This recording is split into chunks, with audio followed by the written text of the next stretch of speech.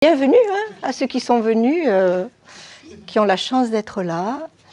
Et donc le sujet de la conférence, c'est les chakras, mais avec une application vraiment pratique pour votre vie au quotidien. Je sais pas, je suppose que si vous faites partie de l'association, vous avez déjà une certaine ouverture, n'est-ce pas? Donc vous savez que qui on est vraiment, c'est pas notre corps physique, mais la conscience à l'intérieur. Donc on n'est pas la voiture, on est le conducteur. Et quand on parle de chakras, les gens ont tendance à penser à quelque chose de spirituel, d'un peu qui vient de l'Orient, qui ne nous concerne pas trop, qui est un peu extraordinaire. Mais bon, tout le monde est né avec des chakras, et c'est une façon de se comprendre. Et moi, ce que je veux, c'est vraiment une application pratique, quelque chose qui vous serve à tous les jours. Alors, je travaille avec l'idée que tout commence dans la conscience, c'est-à-dire tout ce qui se passe dans votre vie, tout ce qui se passe dans votre corps. S'il y a quoi que ce soit à changer, c'est à l'intérieur qu'il faut aller. Et on peut aller très loin avec cette idée-là. Si tout commence dans la conscience, je veux dire, on pourrait décider de n'importe quoi et décider que ça se passe maintenant et ça se passerait maintenant. Et il y a des gens qui le font. Mais tout commence dans la conscience, c'est pour notre vie de tous les jours. Moi, j'ai une conception très simple de la vie. On est tous là pour quelque chose, et on vient au monde avec une liste de choses qu'on veut réaliser. Et puis en chemin, des fois on change d'avis, on enlève un but, et puis on en rajoute un, et c'est quelque chose qui fluctue. Et puis on est là pour réaliser ce qu'il y a sur notre liste.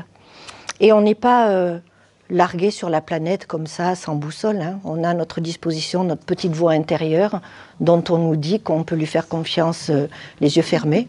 C'est notre GPS intérieur qui nous guide vers la réalisation de tout ce qui est sur notre liste.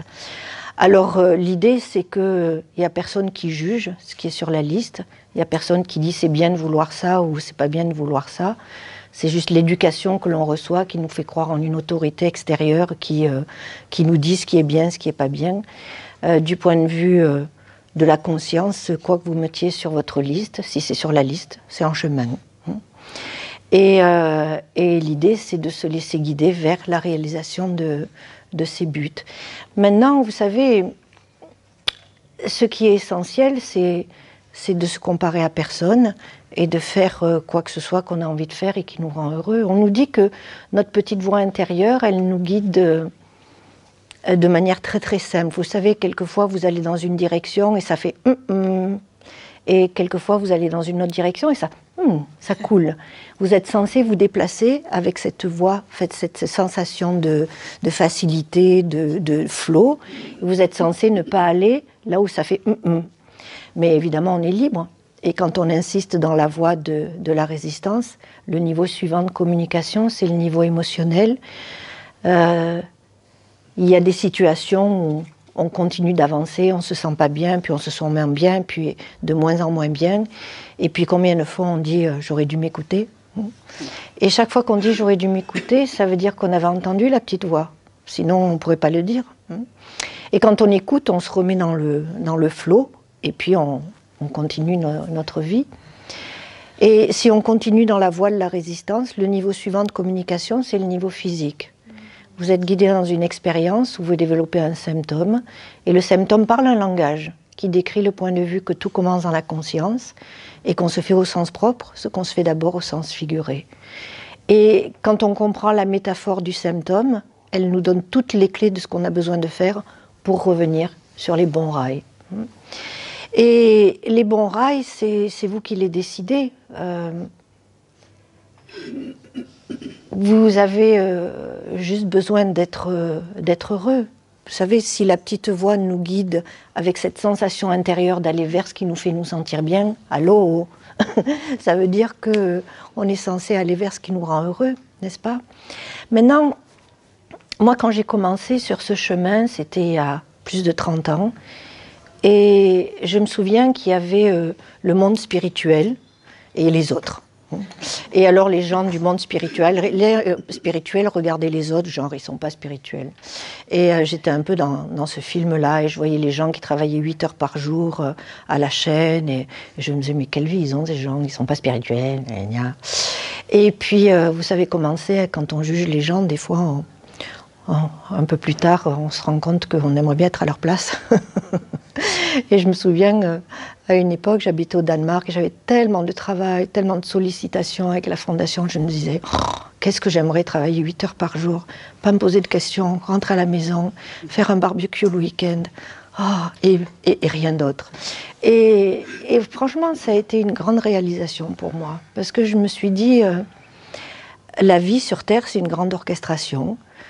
S'il n'y avait que des guérisseurs, on n'aurait rien à manger. D'accord ? S'il n'y avait que des boulangers, ben, on ne pourrait pas rouler, et etc. Donc chacun trouve sa place. Et il y a des gens qui adorent réparer les moteurs. Et ils se lèvent volontiers le matin pour ça. Et c'est grâce à eux qu'on peut rouler.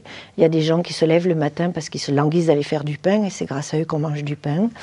Et puis il y a des gens qui aiment servir. Hein. Il y a des infirmières, il y a dans le corps médical, dans le monde de tout le monde alternatif, etc. Donc c'est juste trouver votre place d'harmonie.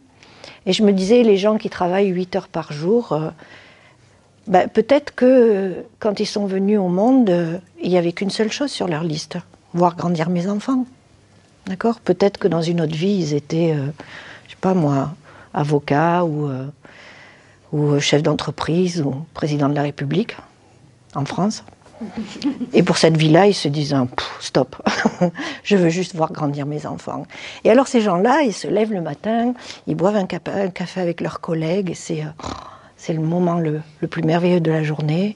Ils travaillent leurs 8 heures, ils ont des collègues avec qui ils papotent, et puis le soir, ils font à manger pour leurs enfants, le week-end, ils font un barbecue avec les amis, et une fois par an, ils partent au camping avec leurs enfants, et ils boivent du pastis. Ces gens-là, ils vont au camping l'été, ils boivent du pastis, ils mangent du saucisson et des chips avec leurs amis, ils jouent à la pétanque et ils sont heureux. Et il n'y a rien d'autre qu'ils voudraient faire au monde. Ils n'aiment pas regarder la télé, ils s'en foutent de ce qui se passe sur la planète, mais ils sont heureux. Donc l'idée, c'est de ne pas juger les autres et juste trouver sa place d'harmonie et laisser les autres faire ce qu'ils ont envie de faire. D'accord ? Donc on a chacun notre chemin. Donc voilà, en gros, avant de parler du chakra. C'est ce que je pense. Donc vous êtes une conscience à l'intérieur de votre corps physique. Et puis votre conscience, c'est tout ce que vous êtes capable d'expérimenter en tant qu'être. Absolument tout. Toutes vos capacités physiques, émotionnelles, mentales, spirituelles, absolument tout. Et toutes ces expériences, on peut les diviser en 7 catégories. Et donc chaque catégorie correspond à un chakra. Donc si vous voulez, chaque chakra représente une certaine portion de votre conscience, certaines considérations. Et les chakras, ils sont faits d'énergie. Et cette énergie, elle est suffisamment dense pour être ressentie et pour être perçue, pour les gens qui sont qui aiment s'intéresser à la guérison, au magnétisme.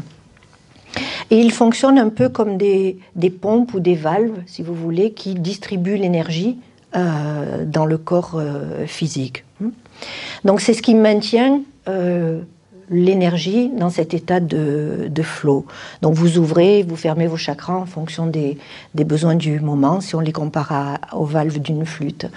Et quand vous coincez une de ces valves en position ouverte ou en position fermée, avec une décision, plus jamais ceci, plus jamais cela, avec une réaction à un événement, quand vous bloquez une de ces valves, alors à ce moment-là, ça change la façon dont vous voyez le monde. Vous savez, on regarde le monde à travers un filtre perceptuel, et ce filtre, comme son nom l'indique, son but, c'est de filtrer les informations qui sont portées à votre attention.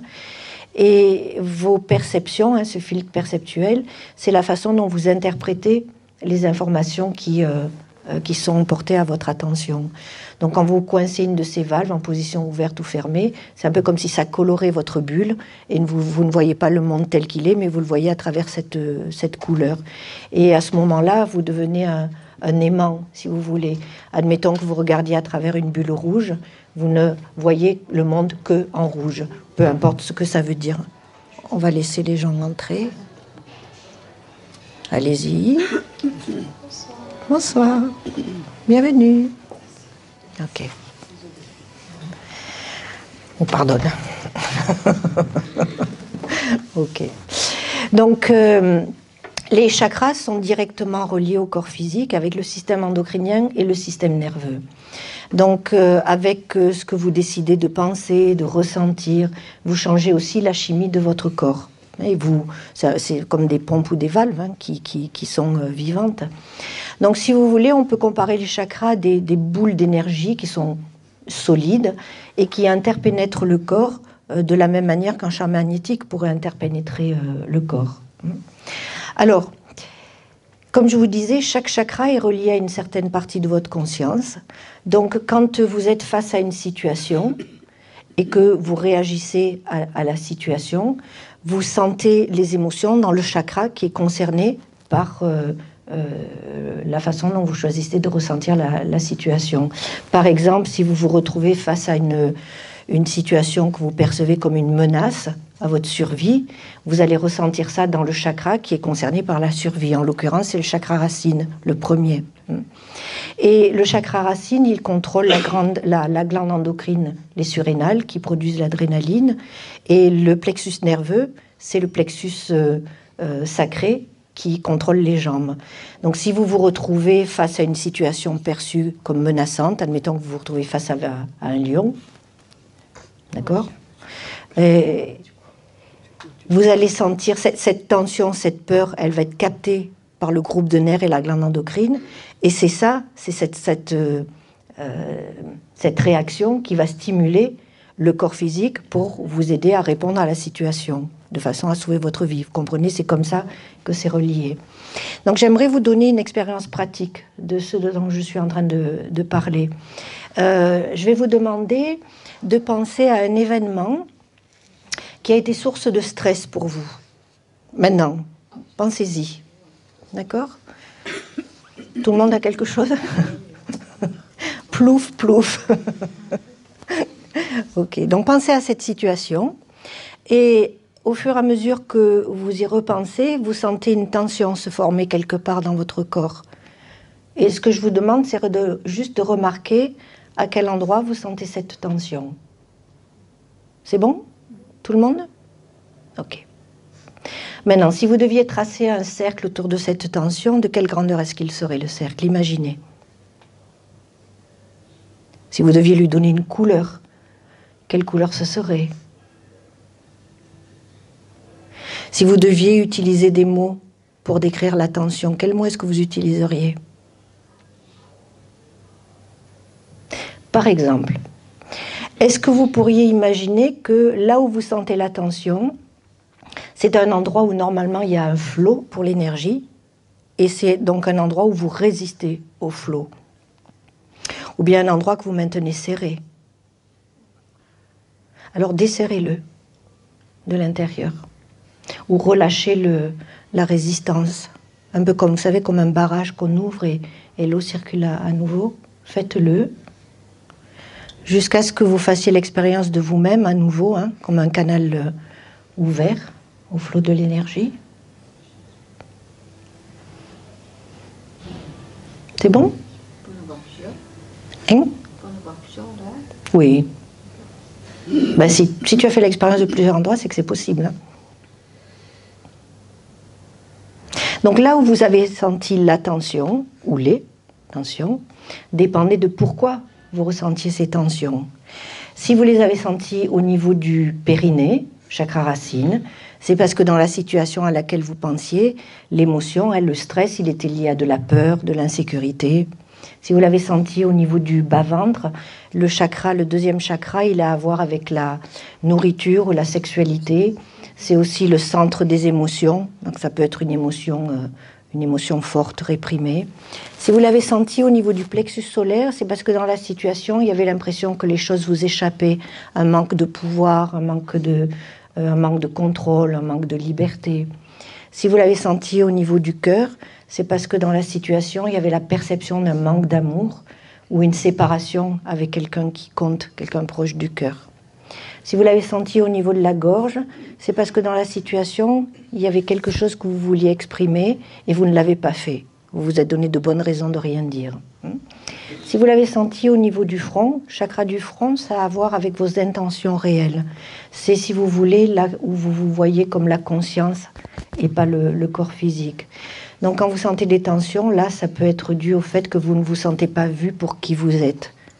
Peut-être un sentiment d'être incompris, où les gens ne voient pas vos vraies intentions. Si vous l'avez senti au niveau du sommet de la tête, chakra couronne, il a à voir avec le sens de connexion, d'unité. Donc quand il y a des tensions, là, c'est parce qu'il y a un sentiment d'isolement, un sentiment d'être juste tout seul, un sentiment de coupure. Ça peut être aussi des tensions avec le père ou avec l'autorité, ou ce qui représente une source d'autorité dans votre vie. Donc si ce que je viens de décrire rapidement correspond à l'expérience que vous avez faite, en d'autres mots, si ça vous parle, je dirais que ce que vous avez senti, c'était vos chakras, et vos chakras, vous les avez toujours sentis. Quelquefois, on parle de douleur, on a un poids sur la poitrine, on a l'impression d'avoir quelque chose dans la gorge. Mais en fait, ce qu'on ressent, c'est notre conscience. Et vous voyez qu'une émotion, on peut la ressentir comme si elle était physique, mais en fait, c'est juste une émotion dans votre conscience. Donc jusqu'à présent, quand vous sentiez une tension quelque part, la première réaction, c'était de regarder quel est l'organe qui est impliqué et quelle est la solution extérieure pour remédier au problème. Et là, maintenant, quand vous sentez une tension quelque part, vous pouvez regarder quel est le chakra impliqué. Qu'est-ce qui est en train de se passer dans ma vie en ce moment? À quoi est-ce que je suis en train de penser? À quoi est-ce que je suis en train de réagir, là, avec stress?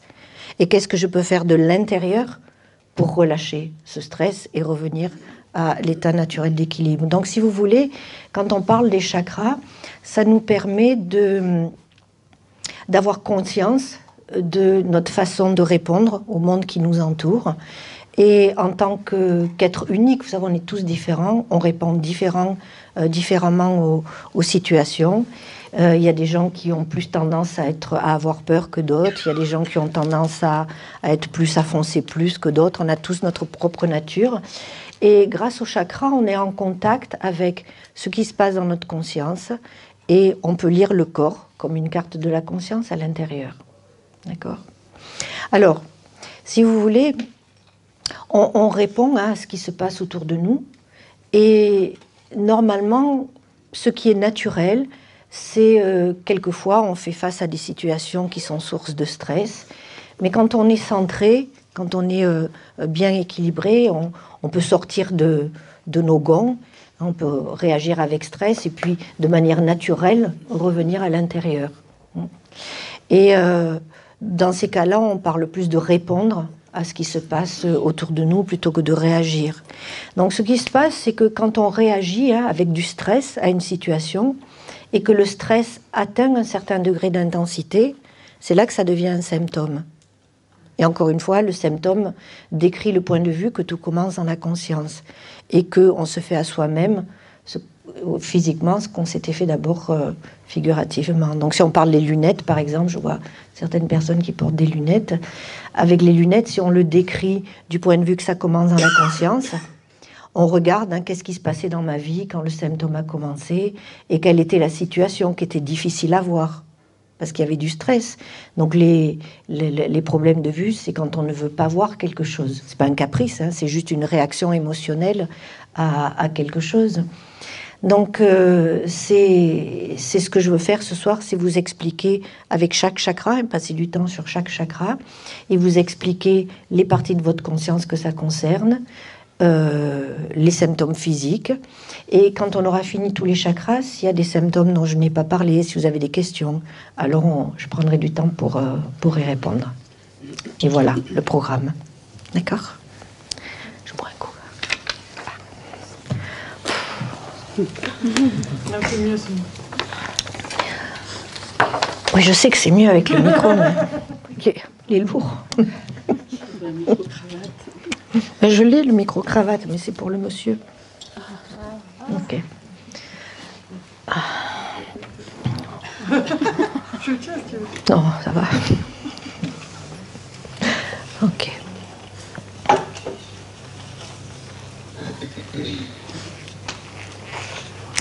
Bien, donc on va commencer avec le chakra racine. Le chakra racine, dans votre conscience, il a à voir avec la confiance, la sécurité, la survie, et ce qui représente la source de sécurité dans votre vie. Quand on vient au monde, la source de sécurité, c'est maman. Et quand on grandit, quand on devient adulte, la source de sécurité, c'est quoi pour la plupart des gens? C'est la maison. On est censé se sentir en sécurité chez soi. L'argent, le travail. L'idée, c'est cette notion de satisfaction. L'argent que vous gagnez avec votre travail, ça vous satisfait. Donc ce sentiment d'être nourri, d'être satisfait. Donc c'est toujours intéressant de regarder le parallèle entre la relation avec maman et la relation qu'on a avec ce qui représente la sécurité en tant qu'adulte. Quand on est petit, vous savez, on prend des décisions par rapport à comment c'est à la maison. Par rapport à maman, par exemple, elle est toujours là, elle n'est jamais là, j'ai toujours assez, j'ai jamais assez. Vous voyez ce que je veux dire? Et avec les décisions que l'on prend, on bâtit un modèle, et ça devient par la suite le modèle de la relation que l'on a avec tout ce qui représente la sécurité dans notre vie. Donc les gens qui vivent toujours dans la pénurie d'argent, c'est intéressant de regarder comment c'était avec maman, comment est-ce qu'on la percevait, est-ce qu'on la percevait comme une énergie nourrissante, ou le contraire. Alors on ne parle pas vraiment de ce qui s'est passé, mais plutôt comment on a perçu ce qui s'est passé. Parce que des fois, papa ou maman sont jamais là, mais parce qu'ils travaillent, et c'est pour une bonne raison. Mais l'enfant, vous savez, quand on est petit, on est le centre du monde, et tout tourne autour de nous. Et des fois, on prend des décisions qui n'ont rien à voir avec ce qui se passe, mais qui sont une interprétation avec nos yeux d'enfant, vous comprenez ?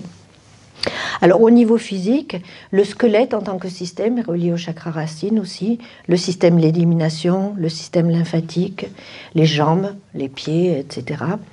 Et donc quand il y a des symptômes qui affectent ces organes-là ou ces systèmes-là, on sait qu'il y a des tensions dans le chakra racine.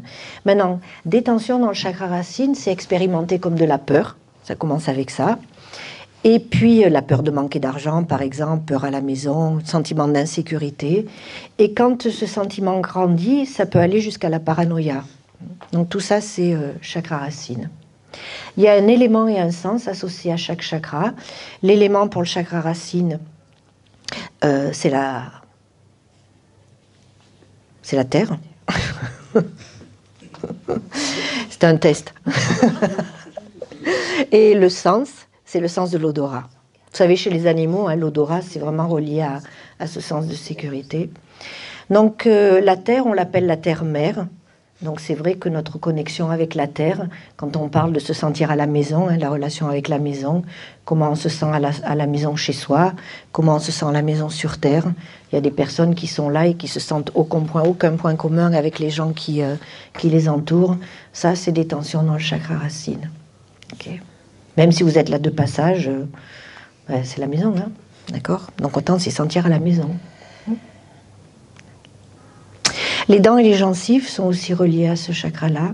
Donc pareil, hein, les gens qui ont systématiquement des problèmes de gencives et de dents, c'est des tensions dans le chakra racine. Alors ce qui est intéressant, c'est de regarder le moment où le symptôme a commencé. Parce que c'est ça qui vous montre la situation à laquelle vous avez répondu avec ce stress-là.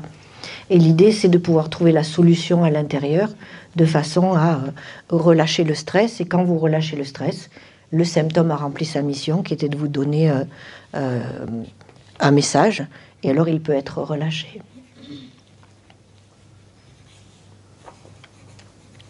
Alors, on peut regarder les polarités aussi. Vous savez, il y a des personnes qui ont des symptômes systématiquement d'un côté du corps et pas l'autre. Donc pour les personnes qui sont nées droitières, tout le côté droit, c'est le côté masculin et tout le côté gauche, c'est le côté féminin. Pour les gens qui sont nés gauchers, c'est l'inverse. Donc vous avez la jambe masculine, la jambe féminine. Le côté masculin, côté féminin. Masculin, c'est la volonté, l'action. Féminin, c'est plus le ressenti, l'émotionnel. Yin, yang. Donc quand il y a des gens qui ont un problème à une jambe, on regarde, est-ce que c'est confiance en moi en tant qu'homme, ou confiance en moi en tant que femme, ou confiance dans l'homme, ou confiance dans la femme, ou ça peut être confiance dans ce que je veux, hein, dans la volonté, ou confiance dans les émotions. Quelquefois, les gens ont des buts, mais ils manquent de confiance. Et alors, c'est comme s'ils ont du mal à agir, à faire un pas dans cette direction-là, par manque de confiance. Donc tout ça, c'est chakra racine. Quand c'est le squelette entier qui est affecté, comme avec l'ostéoporeuse, alors là, je dirais, beaucoup d'insécurité. Les hanches aussi, vous savez, c'est ce qui vous permet de tenir droit, les hanches, le bassin. Donc quand les gens ont des problèmes de hanches, on parle d'un choc émotionnel, un choc, une peur, une grande insécurité qui a ébranlé fortement la personne. Donc ce qui a besoin d'être guéri, ben c'est ça, c'est ce sentiment de peur, d'insécurité. C'est aussi le... Oui. Alors les fractures, ça dépend où elles se situent. La fracture du bras, on regardera plus le chakra. Il y a aussi du chakra racine, hein, mais on regardera plus le chakra qui contrôle les bras et les mains. C'est le chakra de la gorge, par exemple. Donc je vais y venir après. Si c'est fracture des jambes, oui. Donc je me souviens, une fois, il y avait cet homme qui était paralysé. Et les médecins avaient dit qu'il ne pourrait plus jamais marcher de sa vie. Il est tombé, il a eu des lésions au niveau de la moelle épinière, au niveau de... Je ne sais plus comment ça s'appelle, au niveau du dos. Et puis bon, j'ai parlé avec lui, etc. Et il a regagné des sensations jusqu'au périnée. Donc il pouvait s'asseoir, il était sur un fauteuil roulant. Et puis quand je lui ai parlé des chakras, je lui ai dit, vous êtes paralysé vous-même.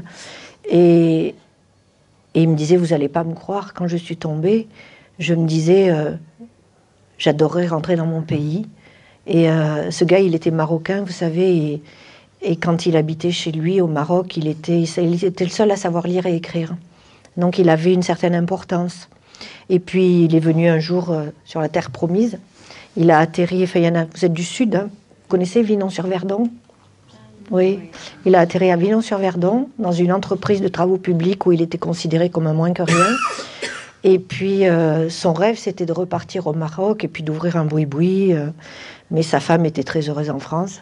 Ses filles aussi avaient été nées en France et elles avaient grandi en France.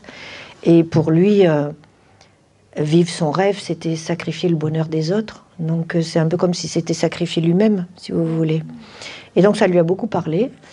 Et puis avec le travail qu'on a fait, hein, avec la guérison, il a commencé à sentir des sensations dans ses jambes.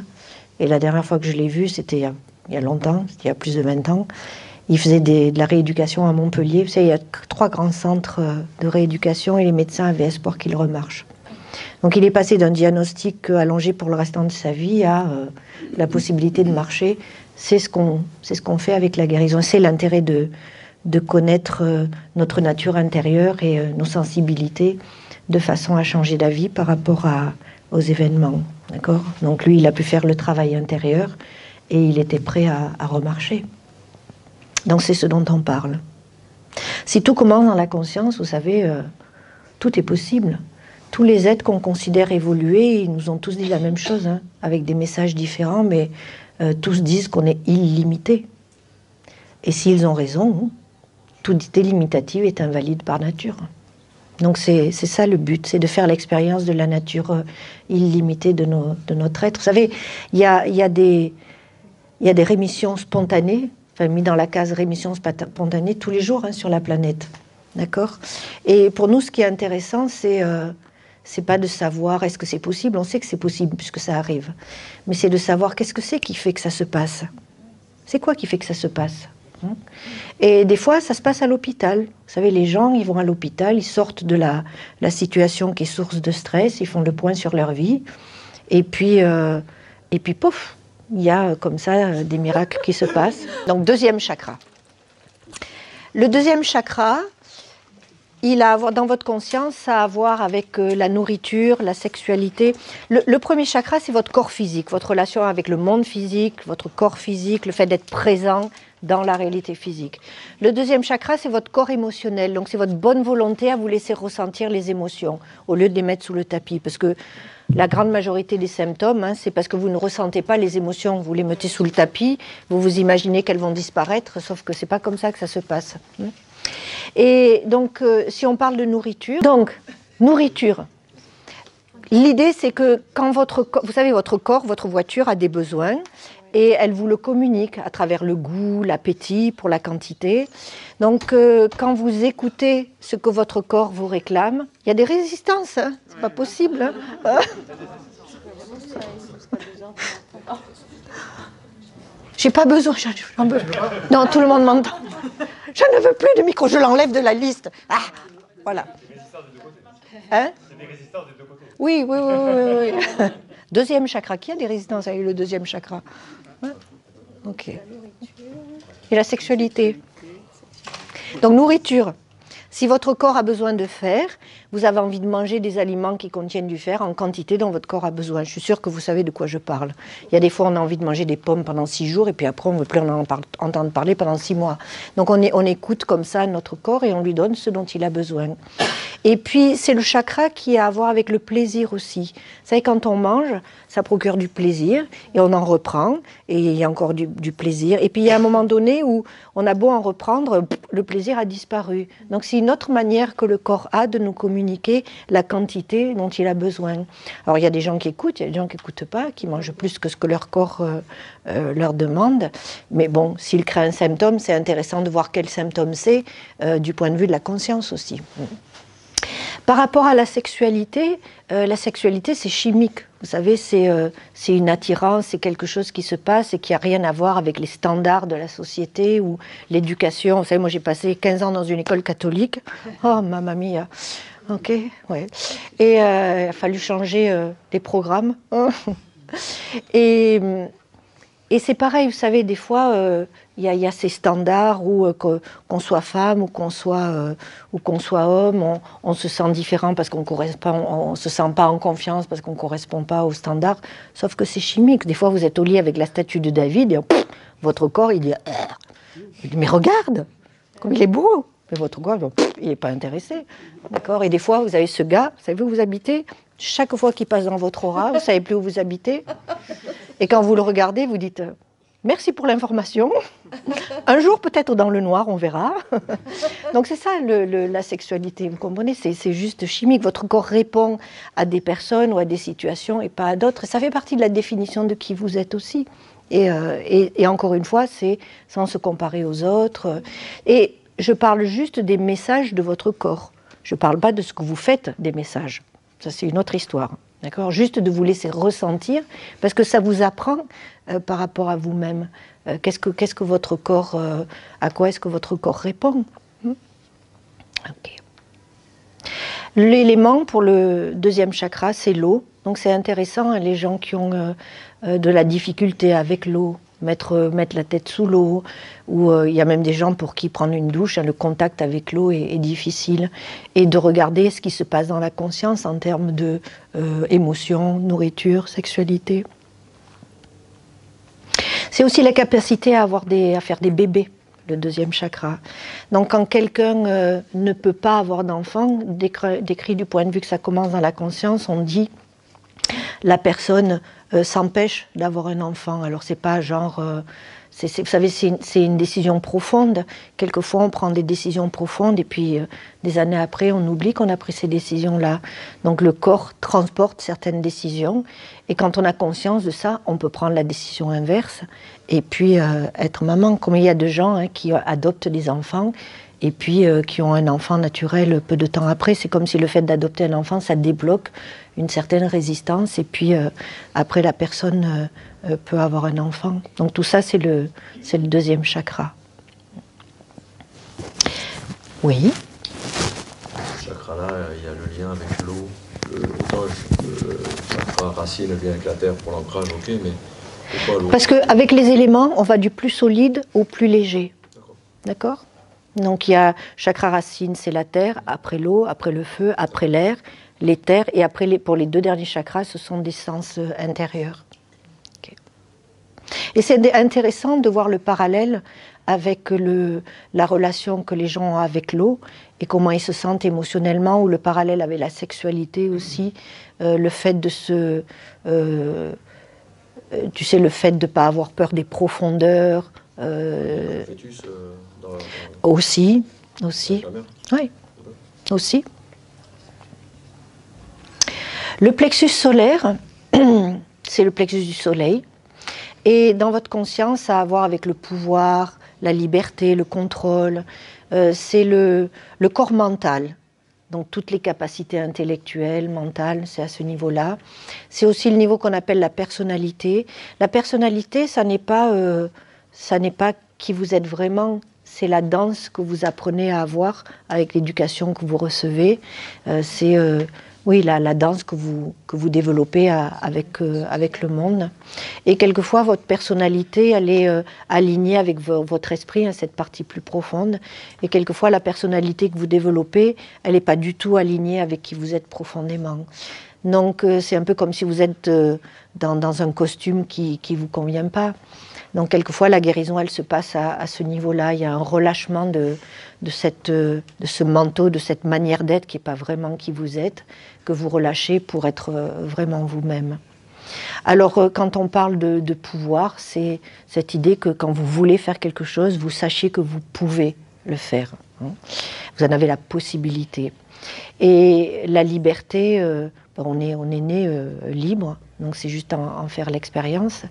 Et puis, si on parle de contrôle, le contrôle, c'est cette capacité à être en charge quand il y a besoin de l'être, et cette capacité à le lâcher, ce contrôle, quand il n'y a pas besoin de contrôler. Et c'est cette facilité à être, c'est l'image du soleil. Vous savez, le soleil, s'il y a une seule personne sur la plage, il n'a pas besoin de briller moins que s'il y en a 10 000. S'il y en a 10 000, il n'a pas besoin de briller plus que s'il y en a une. Il brille avec la même intensité. Et s'il y en a un sur la plage, je ne suis pas content parce que le soleil brûle, ben, il va se mettre à l'ombre. Hein. D'accord ? Jamais personne n'a fait l'unanimité sur la planète.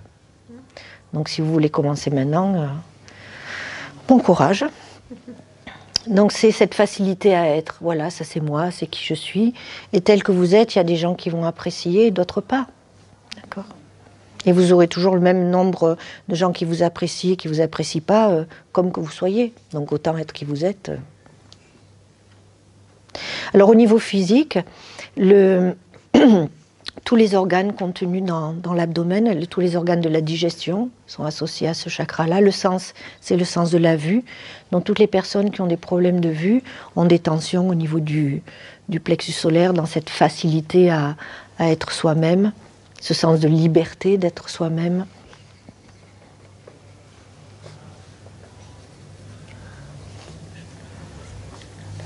Avec la digestion, la métaphore, elle est facile, hein, le sens figuré. On le relie à la différentes façons de gérer la colère. Donc les choses que l'on ne digère pas. Maintenant, la colère, c'est une émotion comme une autre.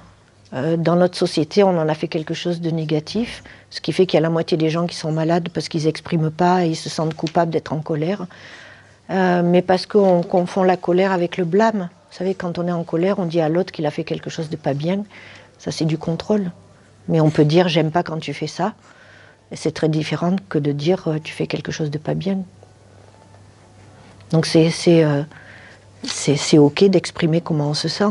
Et il n'y a aucun mal à exprimer ça. Quand on n'aime pas quelque chose, on n'aime pas. On ne demande pas à l'autre de changer. On exprime juste ce qui ne nous plaît pas. Il y avait un truc que je voulais dire par rapport au plexus solaire, c'est il y a cette image du soleil, vous savez. Donc je suis un soleil, et vous êtes un soleil, pas vrai? Et comment deux soleils se relationnent? Comment on se relationne entre soleils? Donc pour moi, c'est cette idée de respect mutuel. Donc ne pas prendre la responsabilité pour l'autre, c'est le voir comme un soleil. Et c'est le voir avec son pouvoir, avec sa liberté. Et pour moi, c'est une notion qu'on a oubliée dans notre société. Donc je prends la responsabilité pour moi-même, je laisse à l'autre la responsabilité pour lui-même. Ça, c'est décrit du point de vue du plexus solaire. En tant qu'enfant, en tant qu'adulte, quand on est enfant, tu sais, c'est une autre conférence. Hein.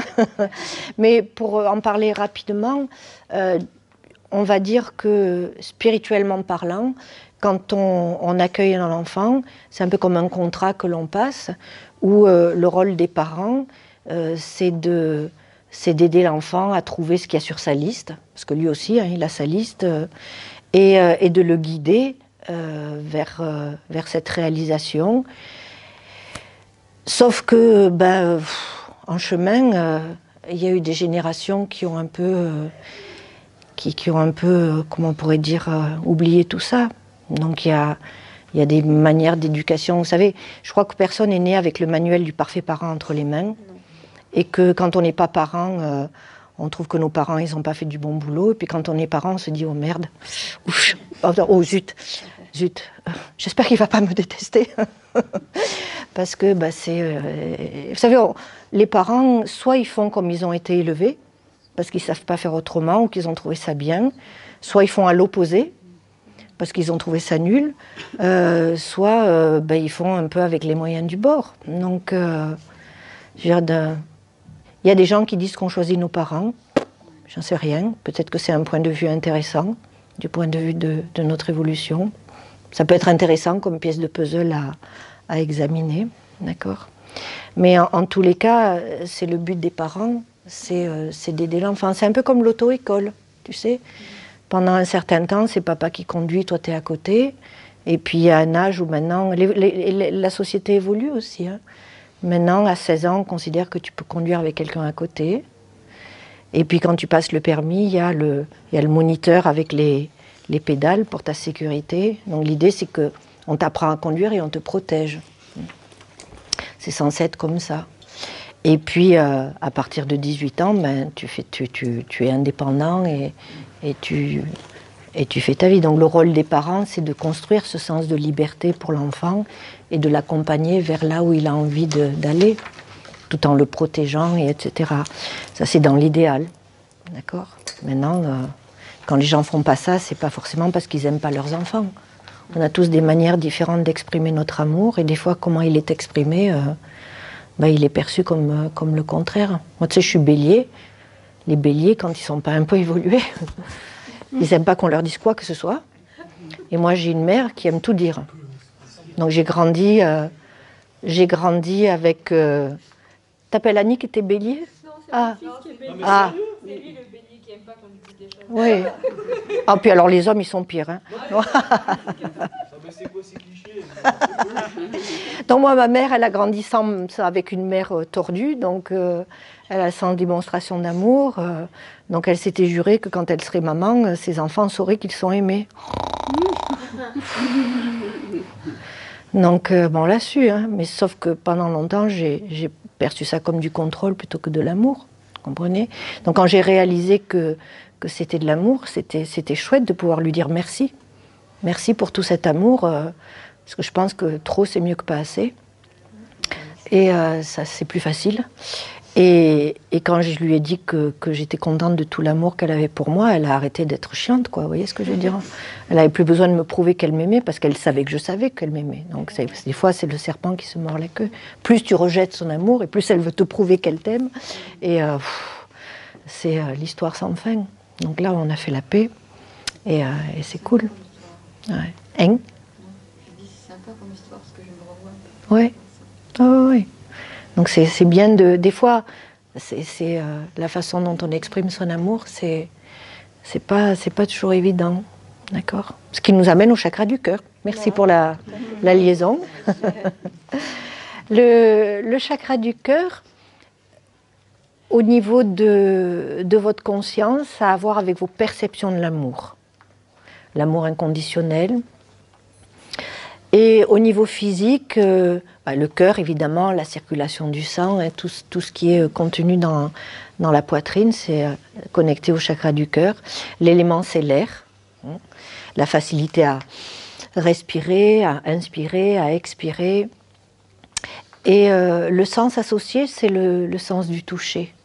Donc quand on touche quelqu'un, vous savez, des fois quand vous vous faites masser, vous avez l'impression d'être un steak. Et des fois, quand vous faites masser, vous sentez que la personne, elle est connectée avec vous à l'intérieur. Donc ça, c'est le sens du toucher associé au chakra du cœur. Et quand les gens n'aiment pas être touchés, c'est des tensions dans le chakra du cœur. Ma mère, pendant des décennies, elle ne voulait pas être touchée. C'était bien le Covid pour ça avec ma mère, parce que je lui ai dit, maman, on ne peut plus se faire la bise. C'est interdit, il faut qu'on se fasse des câlins. Donc, comme elle avait besoin de contact...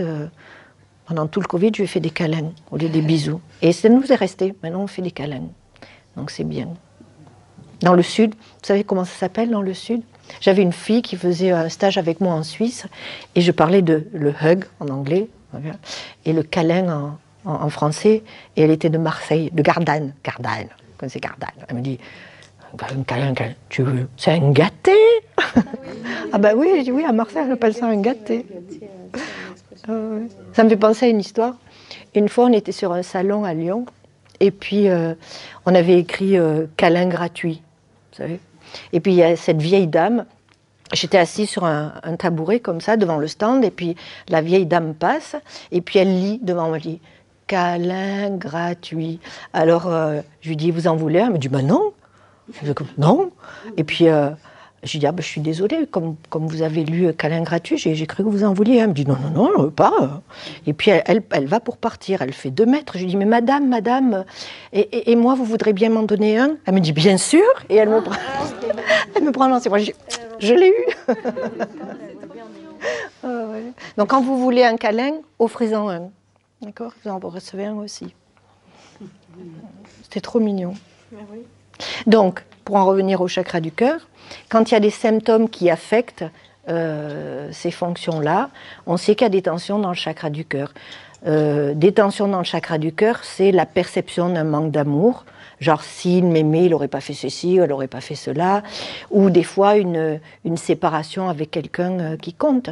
C'est vraiment, vous savez, c'est pas peace and love, la planète et tout ça, le chakra du cœur, c'est concret, c'est avec les gens qui comptent. Donc la circulation du sang, c'est la circulation de l'amour. Quand il y a des tensions avec ça, hein, c'est le système immunitaire aussi est relié au chakra du cœur. Et comme je le disais, on a tous des façons différentes d'exprimer notre amour. Et quelquefois, comment il est exprimé, c'est perçu comme son opposé. Donc quand on est dans le chakra du cœur, on devient conscient de quelque chose. C'est que, en fait, vous savez, l'intérieur de cette bulle, hein, de ce filtre perceptuel à travers lequel on regarde le monde, en fait, c'est un miroir.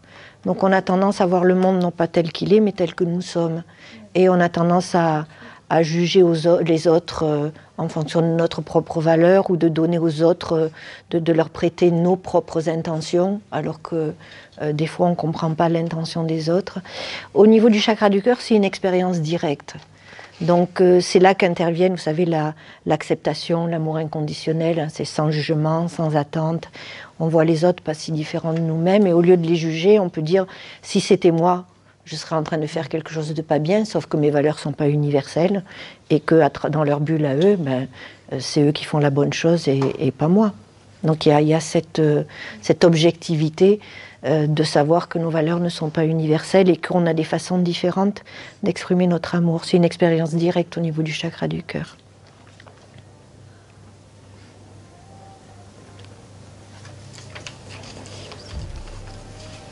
Non, l'empathie, c'est le dernier chakra. Donc là, avec le chakra du cœur, il y a la compassion. D'accord. D'accord? La compassion. Ok, je finis les chakras, puis après, si vous avez des questions, on fait les questions après, d'accord? Le chakra de la gorge, c'est le carrefour entre le physique et le spirituel. C'est le premier niveau de conscience où on a conscience d'un autre niveau d'intelligence. Vous savez, on parle plus de hasard, de coïncidence, on sait qu'il y a autre chose. Et il y a des gens qui parlent de synchronicité, etc. On pense aux choses et elles se passent, on pense à quelqu'un, il appelle. On devient conscient de ce genre de choses. Bon, quand vous êtes là à la conférence, vous êtes, je pense, déjà un peu branché, etc. Donc vous savez de quoi je parle. Mais il y a des personnes pour qui c'est vraiment une sorte de barrière là. Si même avant, au niveau du plexus solaire, dès qu'on commence à parler d'amour inconditionnel, d'intuition et tout ça, on en perd les 3/4. Mais c'est juste, ça fait partie de notre conscience. C'est une des valves dans la flûte, dans notre flûte, où, si vous voulez, ça a à voir d'abord, hein, premièrement, avec le fait d'exprimer les choses, d'exprimer ce qui est vrai pour nous. Et puis, de manière plus profonde, c'est l'expression de notre être. Donc quand je vous dis on a notre liste, c'est un peu ce chakra-là. On a les buts devant nous, et ce chakra-là, c'est le fait de se laisser aller, hein, de se laisser recevoir inconditionnellement tout ce qui est sur la liste. Encore une fois, il n'y a personne au-dessus qui dit oui, ça c'est bien, ça c'est pas bien, sinon vous croyez qu'il se passerait ça sur la planète. Donc chacun a ses propres buts. Donc quand il y a des tensions au niveau des épaules, au niveau de la gorge, les mains, les poignets, tout ça c'est relié au chakra de la gorge. Une fracture du bras, d'accord. Donc si c'est la gorge, c'est par rapport au fait d'exprimer quelque chose. Les poignets aussi. Oui, oui. Les bras représentent plus le fait d'aller vers ses buts, de passer à l'action, d'aller vers ses buts, et les mains représentent le fait d'avoir, de se laisser recevoir.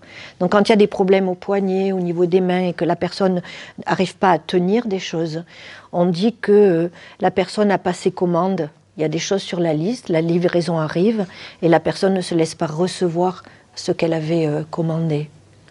Pour X raisons, vous savez, des fois, il y a des gens qui se jugent eux-mêmes, qui ne se sentent pas assez bien, assez ceci, assez cela, et qui s'empêchent de recevoir leur but.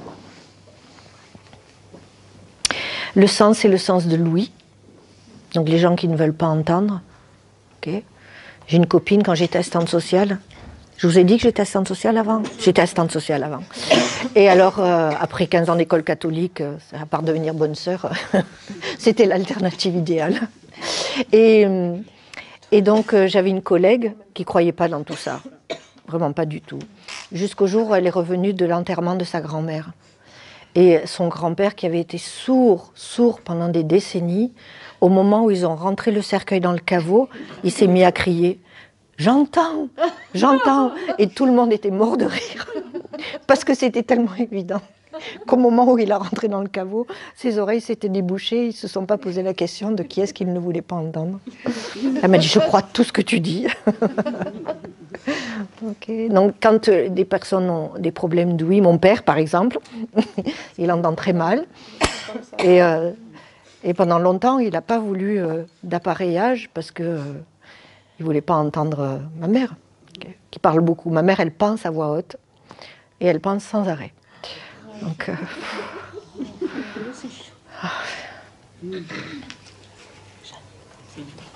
Et puis c'est l'écoute de l'intuition aussi, d'accord. C'est, vous savez, Martin Brofman, qui a créé la méthode que j'enseigne, le système corps-miroir, il décrivait l'intuition joliment. Il disait, c'est comme aux États-Unis, dans l'État de New York, ils ont des gardes forestiers qui travaillent en équipe de 2. Il y en a un qui est dans une tour et qui regarde la forêt avec ses jumelles. Et puis, il y en a un autre qui est dans la Jeep, prêt à intervenir. Et il communique avec des talkie-walkie. Et l'idée, c'est que celui qui est dans la Jeep, il a besoin de celui qui est dans la tour pour lui indiquer le chemin. Sinon, il peut perdre du temps ou se perdre dans la forêt. Mais celui qui est dans la tour, il a besoin de la Jeep aussi. Parce qu'il a beau avoir un point de vue supérieur sur les choses, de là-haut, il ne peut rien faire. Donc, c'est un travail d'équipe. Donc l'intuition, c'est le talkie-walkie, d'accord. Donc c'est ce sentiment intérieur d'aller vers les choses qui coulent, les choses qui nous font nous sentir bien. S'il y a de la résistance, alors on regarde où est-ce que le flot veut nous amener. Certains appellent ça la manifestation qui coule, d'autres appellent ça la grâce, d'accord. Vous pensez aux choses et ça se passe. Et donc vous vous laissez aller vers la réalisation de vos buts comme ça, avec cette impression de facilité, de flot. L'abondance, la prospérité sont reliées à ce chakra-là. C'est le fait de vous laisser recevoir inconditionnellement ce qu'il y a sur votre liste. La prospérité, c'est pas vraiment, ça n'a rien à voir avec de l'argent. C'est plus quoi qui est sur la liste, vous le laissez recevoir, quoi que ce soit.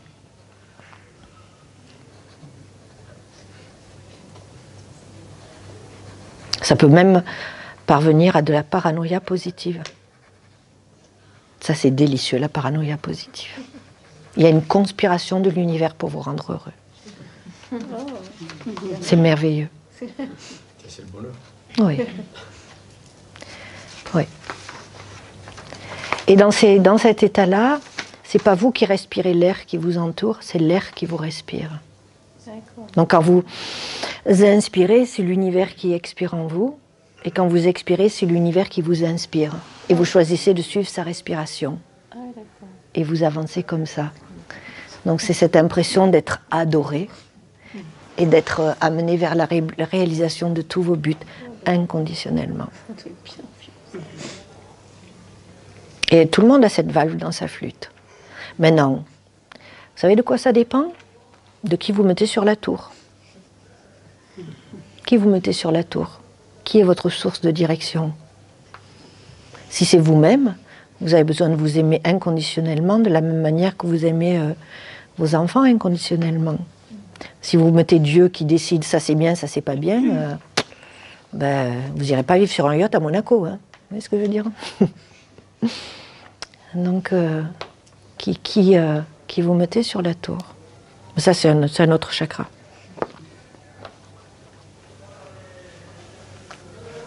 Je suis dans les temps. À quelle heure on a commencé? Ça fait 1 heure déjà? Ouais. C'est ça? Bon, on n'a que 2 chakras, ça va. Non, mais après, vous avez les questions. Et...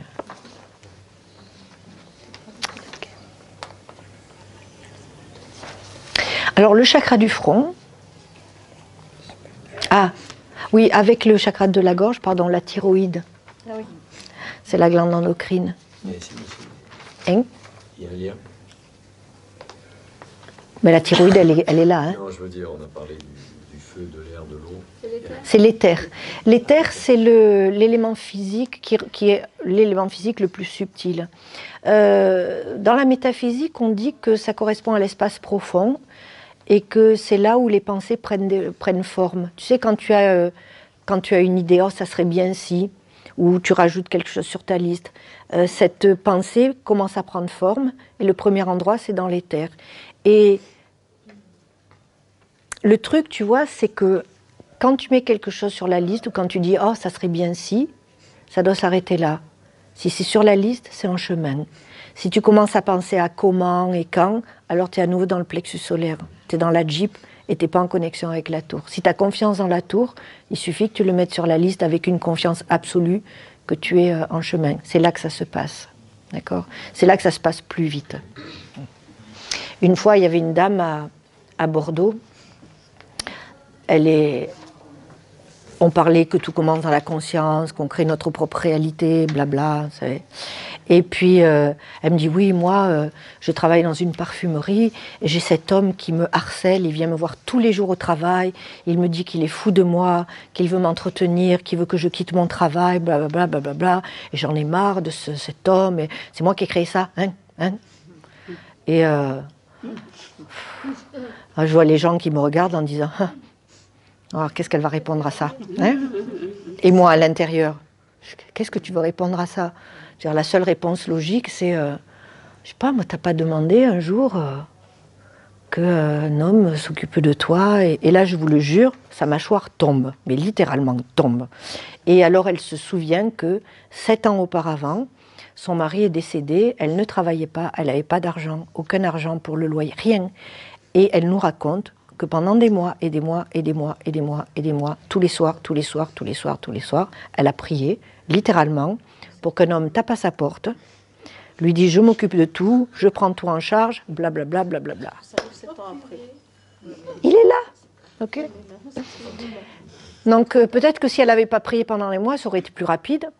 Mais bon, après, on se dit, ces gars-là, ils ne courent pas les rues non plus. Vous voyez ce que je veux dire? Donc ça lui prend 7 ans à la tour pour trouver la perle rare. Et elle n'est pas contente? La prochaine fois, hein. Elle ira se le chercher toute seule. Voilà. Ok. Donc c'est un peu comme ça que ça marche.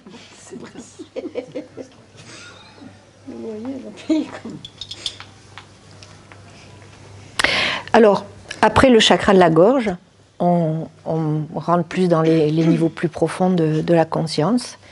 Le chakra du front, c'est ce que nous on appelle le niveau de l'esprit. La psychologie l'appelle l'inconscient, le subconscient. C'est là où sont les intentions réelles. Maintenant, nous, les mots inconscient, subconscient, on les aime pas trop. C'est juste la sémantique, hein, mais quand on parle d'inconscient, du subconscient, ça nous laisse avec l'idée qu'il y a des parties de notre conscience qui sont inaccessibles. Et nous, ce qu'on aime, c'est rendre visible l'invisible, mettre les personnes sur le siège conducteur de leur vie, parce que pour moi, c'est ça la vraie spiritualité. C'est se voir comme le créateur de sa vie et puis et suivre son chemin. Donc c'est là que ça se passe, où on devient conscient d'être le créateur de sa vie. C'est un peu comme un rêve lucide, si vous voulez. Quand vous rêvez la nuit, tout ce qui se passe dans votre rêve, c'est une extension de votre conscience. Vous voyez votre vie comme ça. Vous êtes un rêveur en train de rêver sa vie. Vous projetez votre rêve autour de vous et vous voyez tous les autres en train de faire la même chose. Des rêveurs en train de projeter leurs rêves. Et là où nos rêves s'interpénètrent, on crée un hologramme qu'on appelle la réalité externe physique. Et tout ce qui se passe dans cet hologramme, c'est le fruit de tous les points de conscience impliqués. Donc c'est là qu'on devient conscient de la co-création. Il n'y a pas de hasard, il n'y a pas de coïncidence. Okay. Donc ça c'est le point de vue spirituel. Et donc quand il y a des symptômes au niveau du front, ou au niveau des les sinus ou les muscles trijumeaux, vous savez quelquefois il y a des gens, ils ont une paralysie faciale, on dirait qu'ils ont reçu une claque, c'est des tensions au niveau de l'esprit. Donc c'est une sensibilité qui a été touchée. L'hypophyse est aussi, c'est la glande endocrine reliée à ce chakra-là, donc la croissance. Hein. Les gens qui souffrent parce qu'ils sont trop petits ou trop grands, ils ne se sentent pas vraiment à intégrer ou à leur place avec la taille. Et le sens, l'élément, pardon, c'est un élément intérieur, le son intérieur qui ne dépend pas du monde physique. Donc, il y a des sons qui ne sont pas agréables, comme les acouphènes. C'est une communication d'esprit à esprit. En général, c'est l'esprit de la personne qui veut attirer son attention sur quelque chose. Donc, les gens qui ont des acouphènes, on leur dit qu'est-ce qui se passait dans votre vie au moment où le son a commencé. Qu'est-ce qui a changé dans votre vie? Quelque chose a changé et votre esprit n'est pas content avec ça. Et il veut vous le communiquer.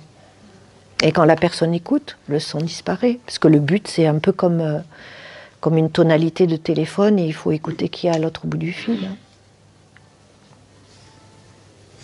Il y a toute une série de sons intérieurs. Dans certaines traditions spirituelles, il faut pouvoir entendre ces sons intérieurs pour pouvoir accéder à d'autres niveaux de conscience.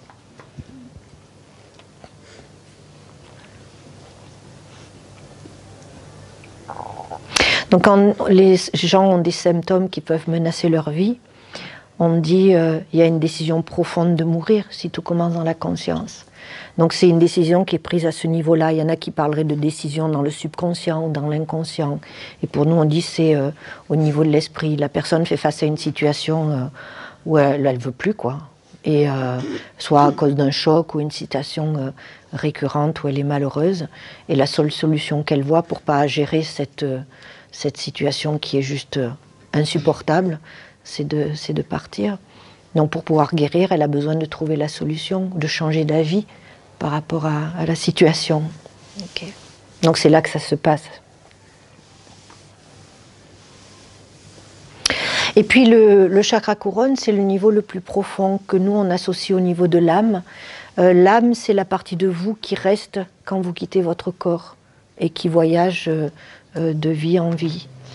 Et c'est dans votre conscience, c'est la source, ce que vous considérez être la source de direction. C'est la conscience collective, donc l'empathie, c'est faire un avec quelqu'un d'autre, c'est ce sens d'unité, c'est le fait d'être un. Au plus profond de notre conscience, on est un, ce que d'autres appellent Dieu, d'autres l'appellent je suis. Ouais, il n'y en a qu'un, hein, le je suis. Et c'est faire cette expérience d'être la seule conscience qui existe. Ça, c'est le niveau le plus profond. Et si vous voulez, de la même manière que le chakra racine montre la connexion avec maman, le chakra couronne, c'est la relation avec notre Père, qui est aux cieux. Donc, pareil, quand vous venez au monde, vous prenez des décisions par rapport à commencer avec papa, il est trop là, pas assez là. Et avec les décisions que vous prenez, vous bâtissez un modèle qui devient par la suite le modèle de la relation que vous avez avec tout ce qui représente une source d'autorité, une source de direction dans votre vie. Donc sur la tour, il y a des gens qui mettent quelqu'un d'autre, hein, Dieu par exemple. Il y a des gens qui se mettent eux-mêmes. Il y a des gens qui mettent des guides.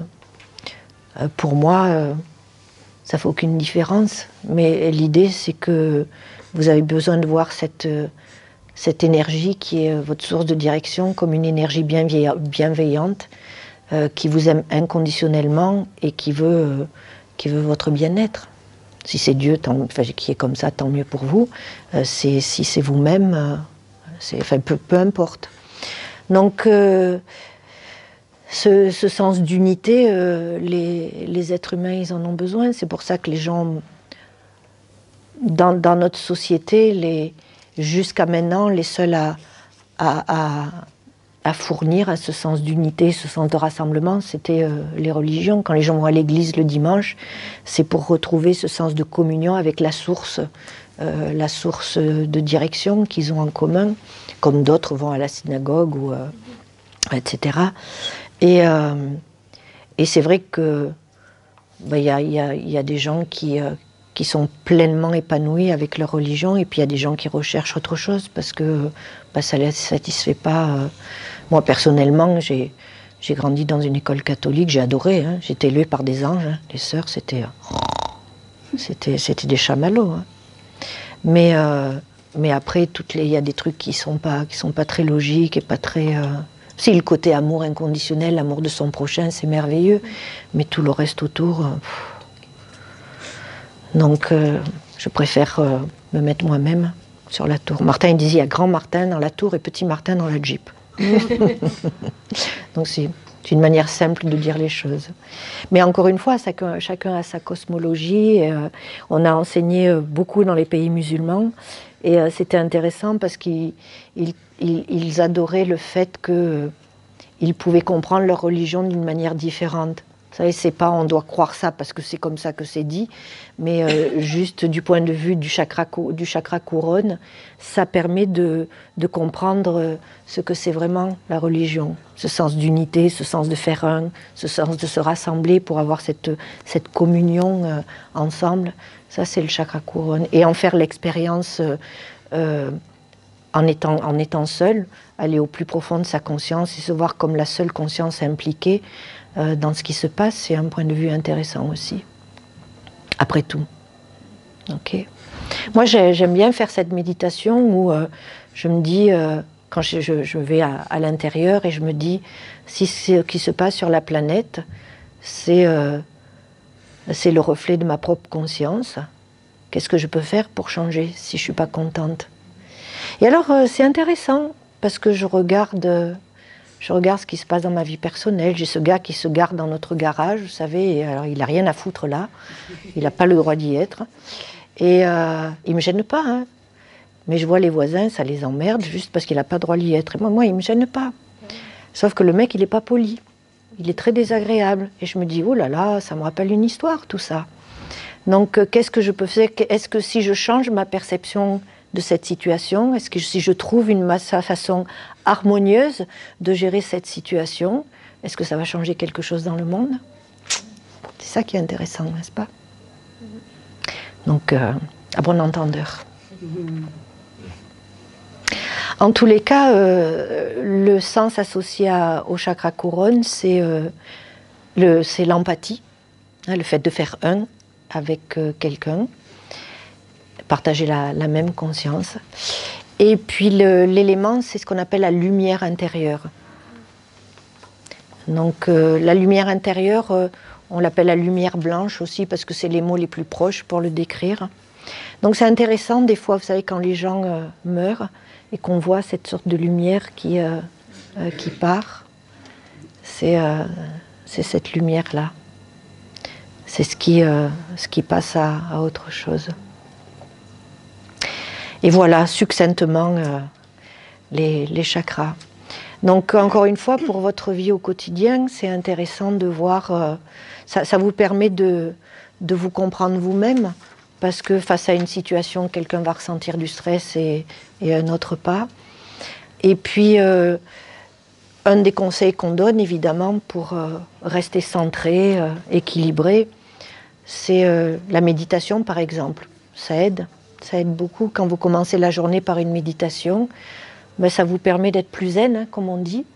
Et puis, s'il y a du stress autour, ben, au lieu de rentrer dans le stress, vous êtes capable de le voir avec plus de philosophie.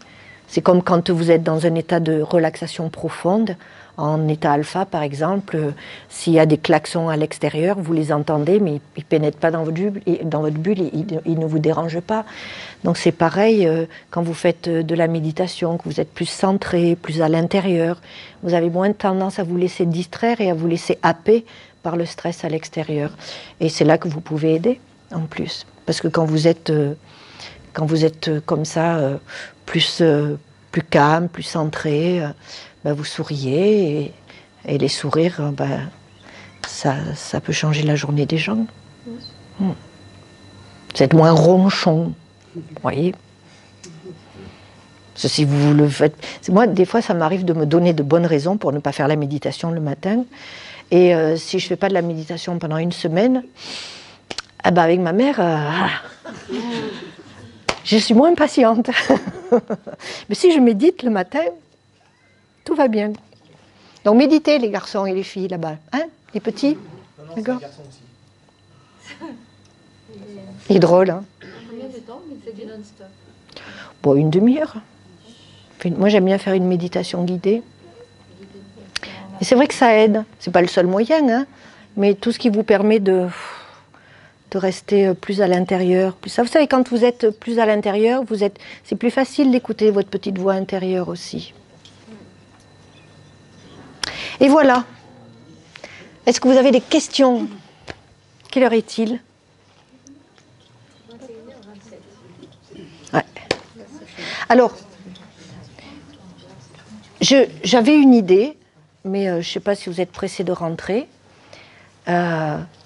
Juste avant que vous partiez, je me disais qu'on pourrait faire une toute petite, très très courte méditation pour la planète. Ça vous dirait? Ok. C'est court, hein, c'est genre, je sais pas moi. Non, vous, ça vous intéresse pas? Non, j'ai une question. Ah, mais attends, laissez-moi finir ma phrase, d'accord? Question, c'est après. Non, c'est une petite méditation, je sais pas combien ça dure, je peux la faire durer entre 10 et 15 minutes, hein, ça va quoi, hein, d'accord? 15 minutes, c'est ok? Donc avant de partir, enfin ceux qui veulent partir, ils partent, et puis les autres, vous restez? Oui, chouchou. Du coup, il faut savoir, le sommeil, ça correspond à quel... Alors, il y a, je dirais, la source principale des tensions avec le sommeil, c'est le chakra du plexus solaire. Tu sais, quand il y a trop d'activité mentale et tout ça. Donc, encore une fois, la méditation, ça relâche le mental, c'est bon. Maintenant, un bon exercice à faire, tu sais, quand tu as tout plein de trucs dans ta tête, tu mets tout sur un papier. Et quand c'est sur un papier, c'est plus dans ta tête. Et puis, tu peux voir telle situation, est-ce que je peux faire quelque chose ou pas? Est-ce que quelqu'un peut m'aider ou pas? Mais il faut le sortir de toi. Et quand tu le sors de toi, tu peux dormir... C'est pas le problème de ne pas dormir. Moi, je dors très bien. Juste, je fais des terreurs nocturnes, je crie, je parle d'autres langues la nuit. Ok, d'accord. Je croyais que tu parlais du sommeil dans le sens de ne pas dormir. Alors, quand dans le sommeil, tu vas dans des états plus profonds de conscience, d'accord? Tu vas en alpha, et puis en θ, et puis en delta, et puis après tu remontes en alpha et tu rêves, il y a ces cycles de 45 minutes. Et le truc, c'est que tu sais, il y a ton attention de tous les jours, et puis il y a ce que tu ne veux pas gérer, genre, tu le mets dans les coulisses. Et tu t'imagines que ça reste là, et comme tu ne le vois pas, tu n'as pas à gérer. Sauf que quand tu dors, c'est un moment donné où tu te rapproches de ce qui est dans les coulisses. Et alors quand il y a une résistance à regarder ça, ça peut être l'expérience que tu fais. Donc encore une fois, le fait de le coucher sur du papier, de faire face aux situations plutôt que les mettre sous le tapis, d'accord? C'est pour ça que la plupart des symptômes voient le jour, c'est parce qu'il y a plein de choses sous le tapis. Ok. Avec plaisir. Oui. Alors, je savais avant de venir que le plexus solaire, c'était quand même le chakra qui travaillait le plus chez moi, on va dire. Mhm. Il a tendance à être mon point fort et mon point faible. Mhm. Donc ça s'est confirmé dans ce que j'ai entendu. Par contre, la prise de conscience que j'ai fait, c'est que je ne me suis pas vraiment intéressé à l'astrologie, mais je sais que dans mon signe, j'ai 6 planètes en soleil. Mhm. Est-ce que ça peut expliquer un dérèglement comme ça, et comment il faudrait peut-être essayer de rééquilibrer ça? Je dirais que ce qui est intéressant dans l'astrologie, c'est pour moi, ça parle pas de la personnalité, ça parle plus de l'esprit. C'est la configuration que tu as choisi d'avoir à la naissance. Et donc ça fait partie de ce qui est sur la liste, si tu veux, pour moi. Donc il y a des sensibilités liées à chaque signe, et quand tu sais ça, ça te permet de ne pas te laisser aller dans ce... Moi, par exemple, je suis bélier, et je sais que la sensibilité, c'est l'autorité extérieure, on est autodirigé, il faut que les choses viennent de nous-mêmes et pas de l'extérieur, blablabla. Et quand tu sais que c'est une sensibilité, quand tu connais ton thème astrologique et que tu connais tes sensibilités, c'est pas quelque chose sur lequel tu dois travailler pendant des années ou quoi que ce soit, c'est juste en prendre conscience de façon à ce que quand le moment de vérité se présente, tu saches que c'est une sensibilité, tu respires un bon coup et puis tu choisis de prendre la bonne décision. Donc si quelqu'un te donne un conseil, au lieu de dire je préfère me débrouiller toute seule, tu dis ok, non, j'écoute parce que c'est pour mon service. Le signe de la balance, par exemple. Mon fils, il est du signe de la balance. Et pour la balance, la sensibilité, il faut que les choses soient justes. D'accord ? Le sentiment d'injustice, c'est traumatisant pour quelqu'un qui est né sous le signe de la balance. Donc, une des fonctions des parents, c'est de connaître les sensibilités de ses enfants de façon à être vigilant avec ça. Donc moi, avec Édouard, je suis très très vigilante à ce qu'il ait ce sens de justice. Et des fois, je lui fais remarquer, je lui dis, Édouard, tu sais, c'est une sensibilité. Donc tu as tendance à voir comme une montagne ce que quelqu'un verrait comme un grain de sable. Donc ça lui permet de respirer un bon coup et puis de pas... Donc je dirais, c'est plus comme ça que je le verrai.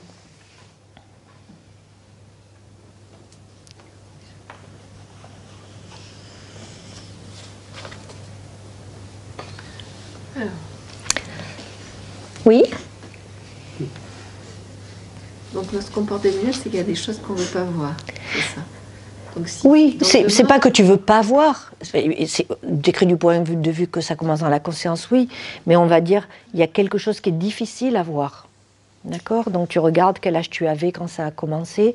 Avec la myopie, il y a des tensions dans le plexus solaire, la vue, mais il y a aussi des tensions dans le chakra racine. Parce que la personne voit ce qui est près, elle ne voit pas ce qui est loin. Donc elle est retranchée à l'intérieur et le monde est perçu comme un monde menaçant. Donc tu regardes un sentiment de peur. Avec la presbytie, c'est le contraire. Tu vois mieux ce qui est loin que ce qui est près. Donc ton attention est dirigée vers les autres et pas toi-même. Donc l'émotion, ça peut être de la colère réprimée, tu n'exprimes pas la colère parce que tu as peur de faire de la peine, ou ça peut être de la culpabilité. Et avec l'astigmatisme, c'est de la confusion. Il y a quelque chose qui s'est passé dans votre vie où vous avez changé de milieu, et c'est un peu comme si vous étiez un cheveu dans la soupe, et vous êtes fondu dans la soupe pour vous sentir intégré, et vous avez changé vos valeurs, et vous n'êtes pas à votre place. D'accord. Pourquoi la presbytie, ça touche une grande partie de la population? Parce que c'est une manière d'être, il y a une manière d'être associée à chaque symptôme. Et la presbytie, c'est une manière d'être qui est encouragée dans notre culture. C'est vrai que les gens ont tendance à se dévaloriser avec l'âge, d'accord ? Et par exemple, tu as atteint l'âge de 40 ans, et tu te dis, peut-être mon mari va vouloir changer contre 2 de vin. Okay. Donc il y a ce truc de se sentir moins séduisante, moins ceci, moins cela. Mais ça change, ça change. Oui, mais à 60 aussi, regarde. Ah oui, mais okay. c'est ça, mais c'est pour ça que c'est pas 40 ans ouais. avoir ce discours-là. Non, mais il y a quelques... C'est en train de changer, d'accord ? Et puis ça change quand tu sais, quand tu as 20 ans, les 30 ans, c'est des vieilles. Et puis quand on a 60, c'est les 90 ans qui sont des vieux. Hein, donc on change de perspective. Mais c'est culturel. c'est très chrétien de s'occuper plus des autres que de soi-même, mais c'est le fait de se perdre de vue dans le sens de donner plus de valeur aux autres qu'à soi-même. C'est ça, la manière d'être. Ça pourrait s'inverser si on en prend conscience. Oui, bien sûr. Ouais. Bien sûr. Okay. Bien sûr. Et l'idée, c'est pas de te donner à toi plus d'importance qu'aux autres, mais de te donner à toi la même importance que ce que tu donnes aux autres. Ils sont pas plus, pas moins. Donc c'est vraiment culturel. Donc c'est statistiquement, il y a un grand nombre de personnes qui a de la presbytie à un certain âge, mais c'est pas tout le monde. Et moi je me souviens, ma grand-mère, elle est décédée à 86 ans et elle avait porté des lunettes toute sa vie, hein, façon de parler. Et à 85 ans, un matin, elle se lève et elle voyait clair. Et tout le monde disait, mais comment ça se fait ? Et elle est rentrée dans la catégorie rémission spontanée inexplicable, sauf que moi je savais. Elle avait littéralement posé ses valises, vous comprenez ?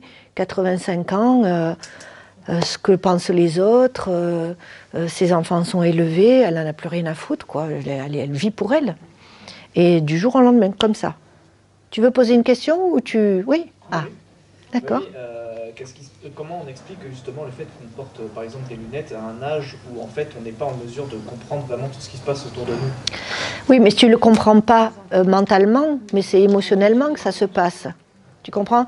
Je vais te donner un exemple. J'avais un ami, il est devenu myope à l'âge de 8 ans. Et il s'est souvenu qu'un jour il est rentré de l'école plus tôt que prévu et il a trouvé sa mère avec un amant. Et il a porté des lunettes dans la semaine qui a suivi. Donc, on peut remonter jusqu'à quel âge comme ça? Moi personnellement, c'est depuis que j'ai 1 an et demi que j'en porte. Oui, mais si tu n'as pas la mémoire, tu peux ne pas avoir la mémoire historique, mais tu peux demander à tes parents s'ils se souviennent de ce qui s'est passé à ce moment-là. D'accord? Est-ce que 1 an et demi, qu'est-ce qui s'est passé dans la famille? Est-ce qu'il y a eu la naissance d'un petit frère ou une petite sœur? Est-ce qu'il y a eu un divorce? Qu'est-ce qu'il y a eu un déménagement? Hein? Sa sœur et ils n'ont pas tout à fait 2 ans d'écart. Ah ben voilà.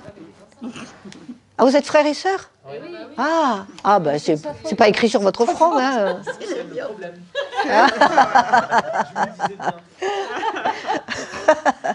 Il y a de tu sais, c'est vraiment ça. C'est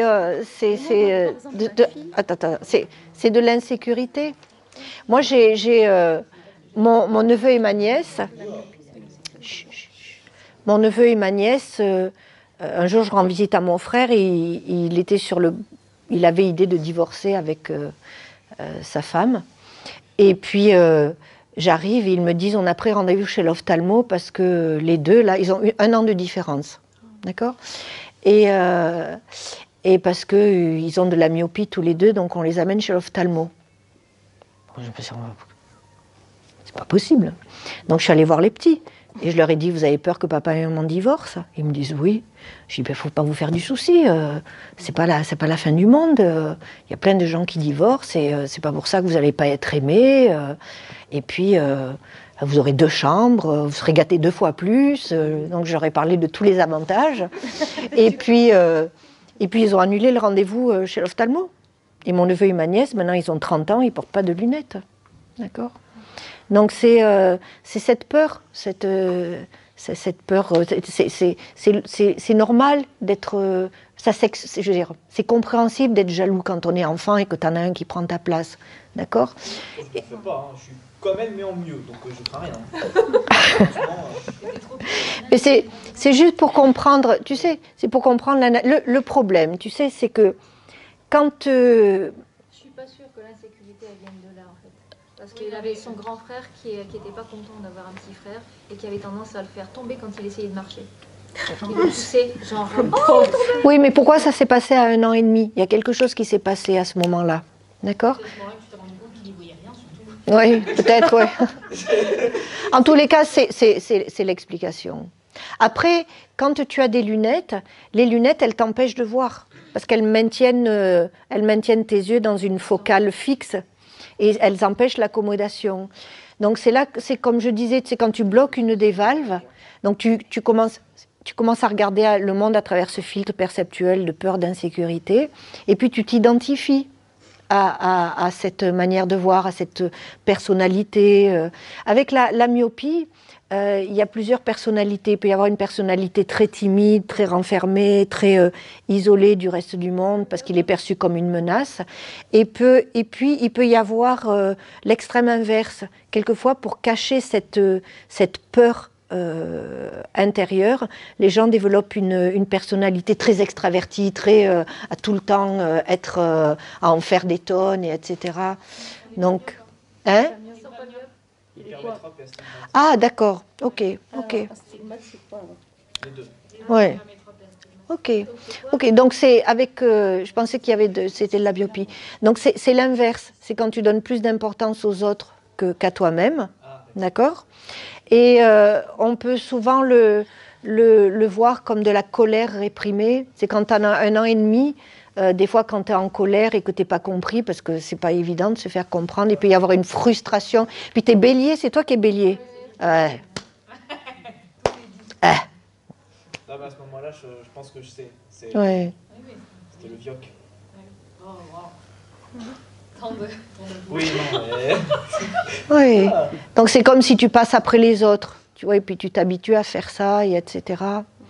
Donc, ou tu t'habitues à pas exprimer quand tu n'es pas content. Il peut y avoir de la culpabilité aussi. J'en sais rien, moi, il y a tellement de scénarios différents.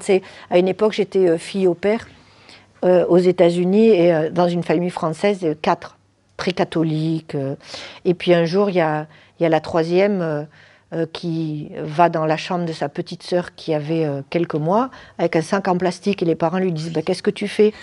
Elle dit « Je vais la mettre à la poubelle, maintenant ça suffit. » Alors les parents un peu intelligents, ils ne l'ont pas engueulée, ils lui ont dit « Non ma chérie, tu sais, on va la garder, c'est pas comme ça qu'on fait, blablabla. » Mais tu peux comprendre qu'il y a des parents qui ne réagissent pas comme ça et qui punissent l'enfant parce qu'il a eu cette réaction-là.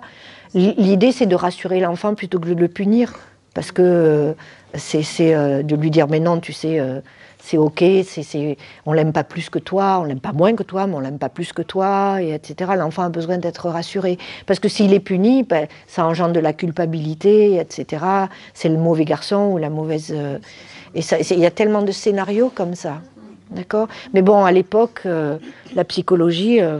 Enfin, moi, mes parents... les signes astrologiques et tout ça, filles, garçons, il faut que tout le monde se comporte de la même manière. Et les différences de personnalité, pour eux, ça leur passe, mais alors complètement au-dessus de la tête. Ok. Et la psychologie, tout le monde doit être élevé dans le même moule. Ça les rend pas méchants. Hein.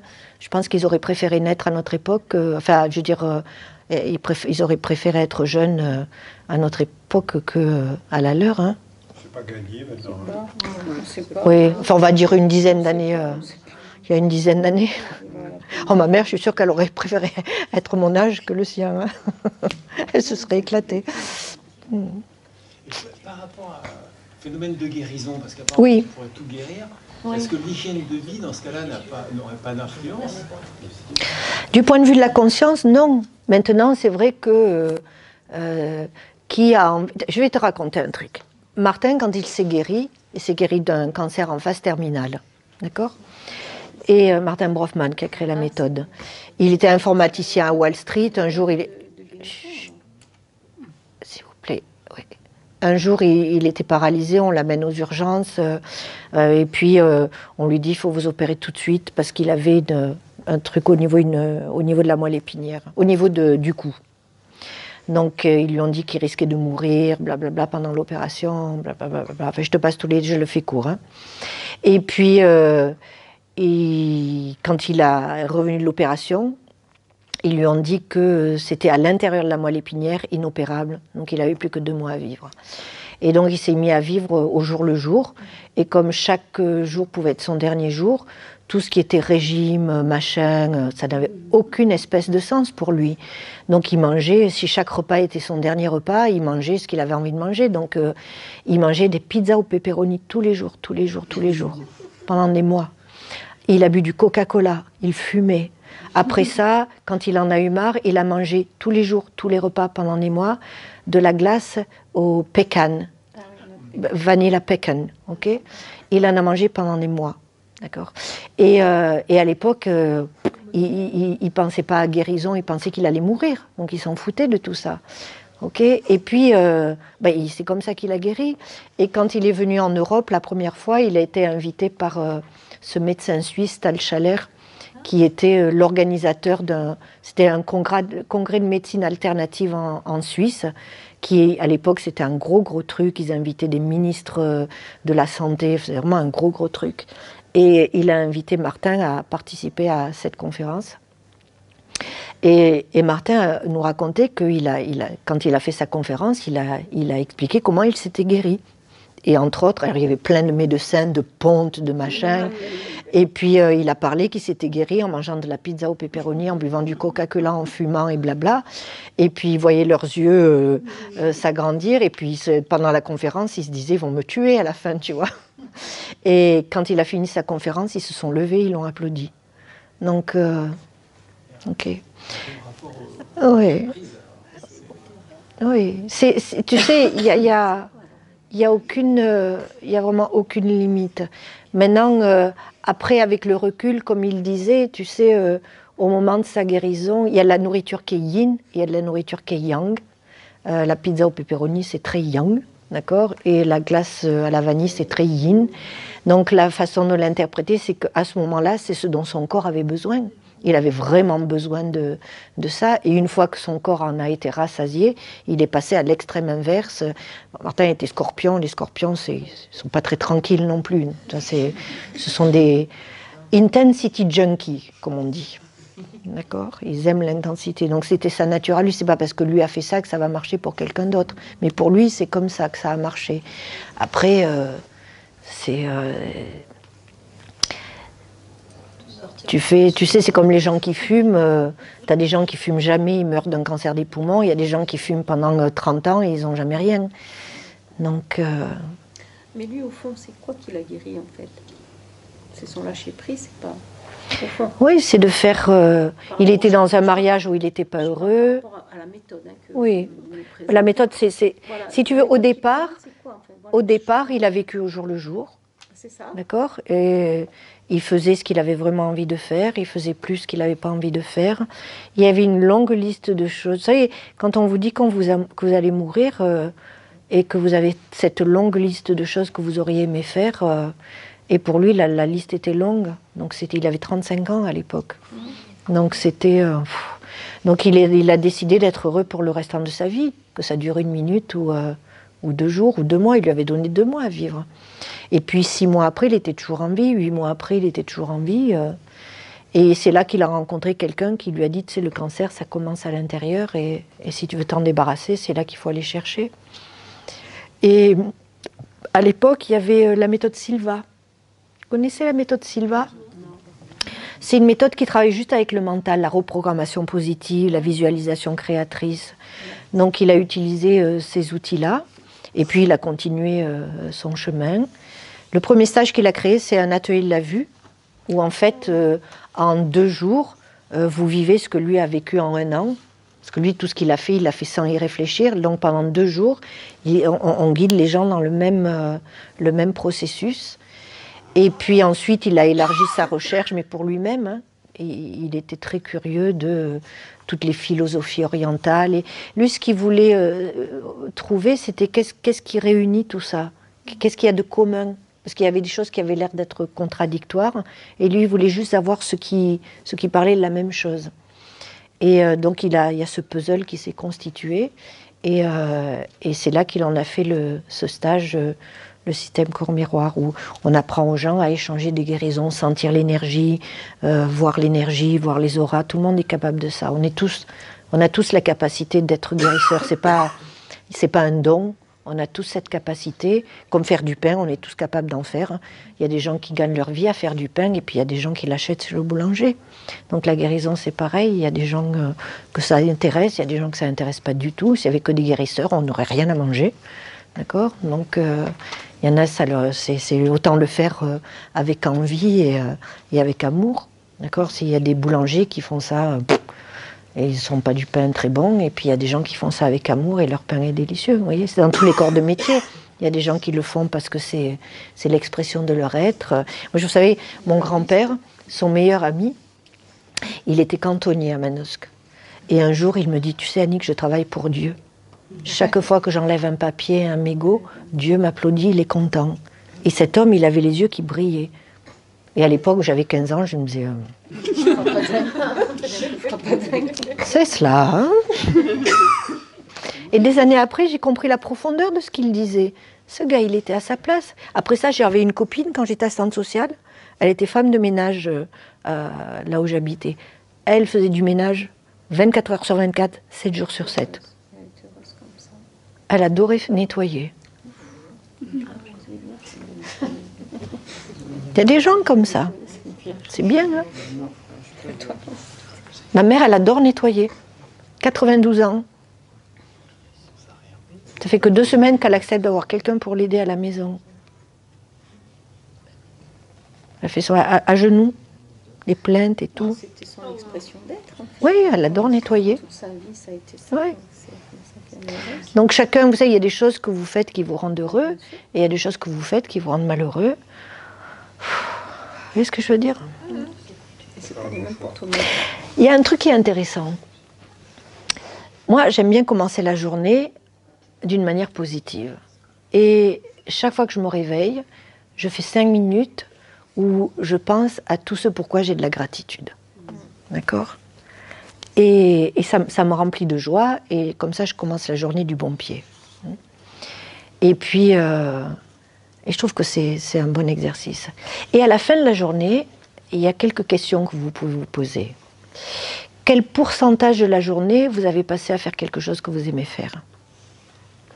Et quel pourcentage de la journée vous avez passé à être dans votre cœur, à aimer, hein, ou à ressentir l'amour? Et si vous n'êtes pas content avec le pourcentage, qu'est-ce que vous pouvez faire pour changer ça? Donc c'est des petits tuyaux. Hein. Vous pouvez peut-être nous dire quelques mots sur, puisqu'il y a un stage enfin, de 2 jours. Oui, c'est quand? Enfin, c'est au mois de novembre, mais je ne me souviens plus la date. 25-26 novembre, oui. À Saint-Paul-de-Vence. Oui.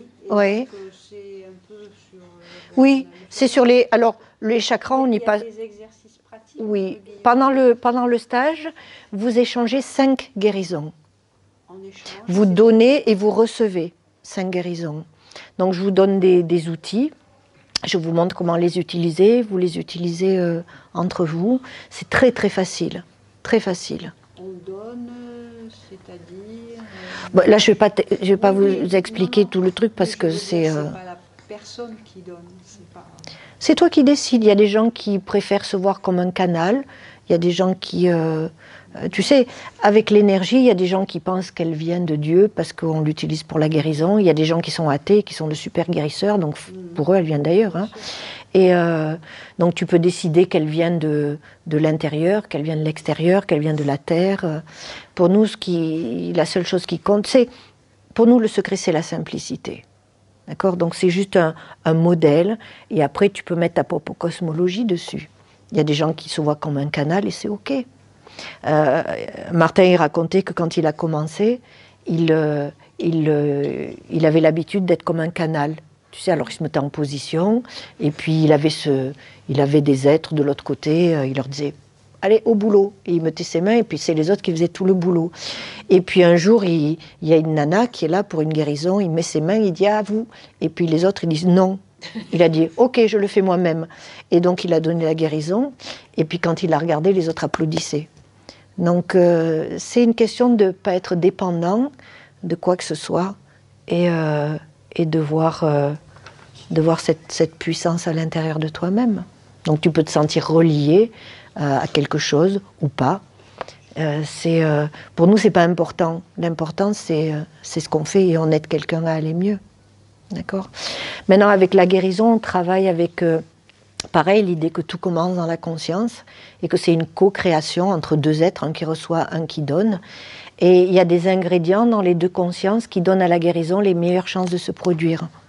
Et on regarde aussi tous ces ingrédients. La confiance, blablabla, il y a plein de choses. Il y a les chakras, on passe beaucoup plus de temps dessus, hein, évidemment. Là, c'était en raccourci.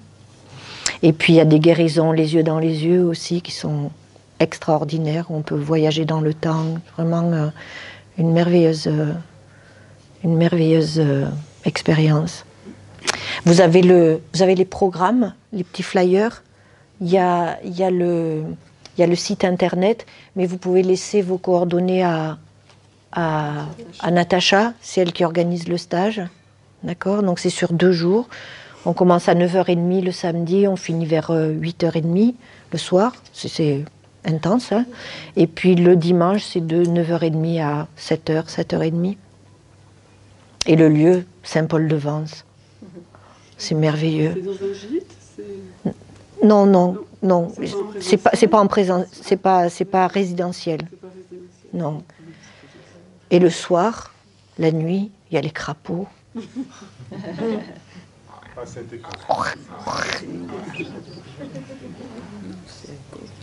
Pour celles qui cherchent leur prince. Si on fait le stage jusqu'à minuit.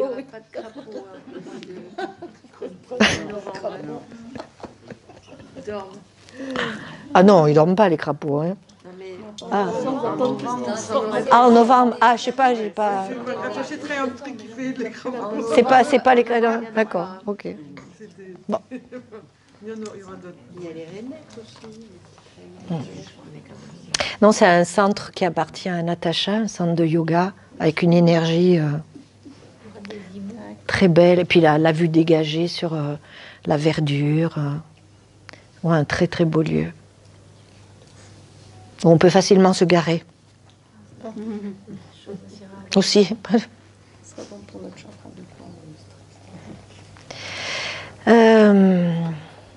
Sinon, on a un site internet, il y a beaucoup de vidéos. Pour ceux qui parlent anglais, enfin qui le comprennent en tout cas, il y a des vidéos de Martin aussi qui sont absolument merveilleuses. Il y a d'autres conférences en français aussi. Et enfin, celles de Martin, elles sont sous-titrées, mais elles sont sous-titrées par un de nos enseignants qui est français, mais qui habite en Allemagne depuis 30 ans. Et des fois, quand on vit à l'étranger longtemps, vous savez, notre français... Mais c'est compréhensible. C'est déjà ça. Oui, c'est compréhensible. Et puis, alors, il y a plein d'informations sur les chakras sur le site aussi. Beaucoup d'informations. Je vous invite à aller voir. Beaucoup d'informations. C'est fondation. Oui, .org. Oui. Vous avez d'autres questions où on fait cette petite méditation? Vous voulez bien? Ok.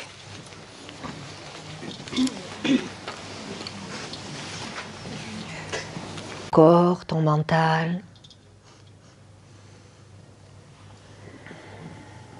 Et sens comme tu es plus détendu.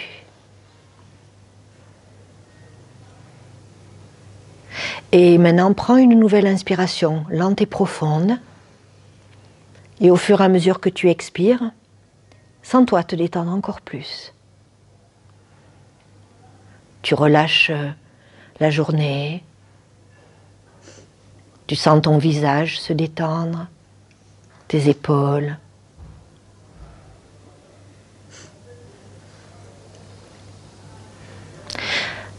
Et maintenant, inspire une nouvelle fois, lentement, profondément. Et tout en expirant, sens-toi te détendre toujours plus. Sens-toi aller dans des niveaux plus profonds, plus tranquilles.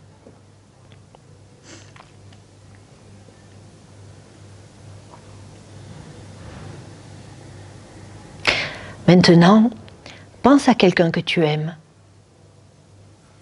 La personne que tu aimes le plus au monde.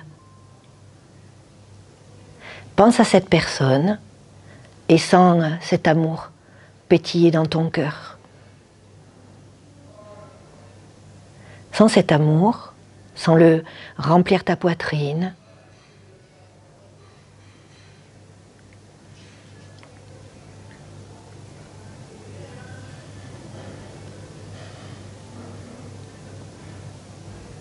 Cet amour que tu ressens, c'est de l'énergie, c'est une vibration. Continue à penser à cette personne que tu aimes, continue à ressentir l'amour et sens ton amour se connecter avec les autres êtres dans cette pièce.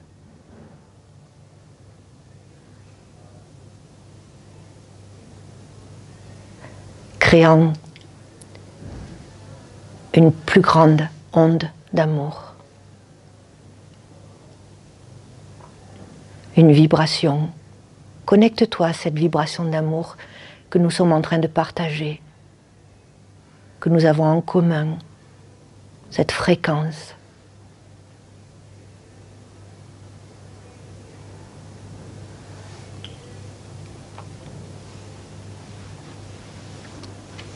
Il y a d'autres personnes en ce moment même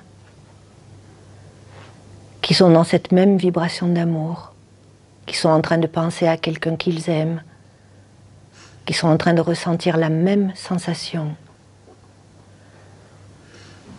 Il y a des gens en ce moment, peut-être dans cet hôtel ou dans Nice, qui sont dans cette même vibration, sans toi te connecter à cette vibration aussi. Et sans cette onde d'amour qui s'agrandit, tu te sens faire partie de cette onde d'amour. Et puis au-delà de Nice, les autres villes autour. Et tu sens l'amour grandir. Et puis toutes les personnes en France, puis en Europe, et sur la planète tout entière. Sans toi te connecter avec toutes les personnes sur la planète qui en ce moment même sont en train de ressentir de l'amour dans leur cœur.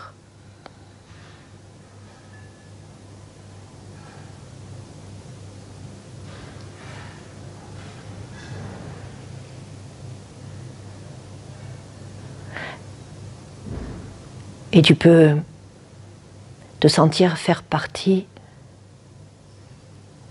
de cette bulle d'amour qui enveloppe la planète en ce moment même. Avec tous ces gens qui sont connectés dans le cœur.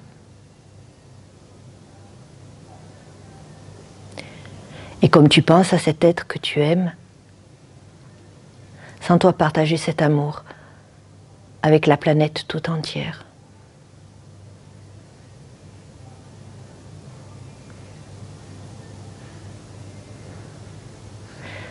Imagine que cet amour que tu ressens, tu l'envoies à tous les êtres de la planète, un peu comme un câlin qui les enveloppe.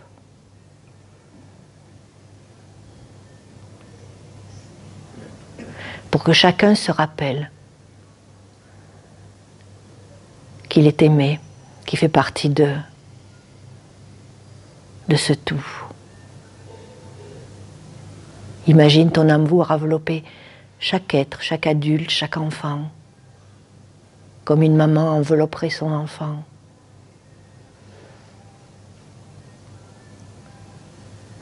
Sens ton amour envelopper les pays, les forêts, les continents, la nature tout entière.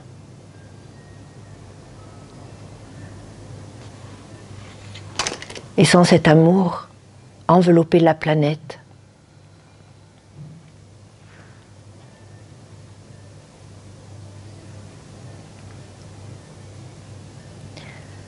pour l'aider à être plus forte, et pour la remercier d'être si nourrissante, si belle, si magique.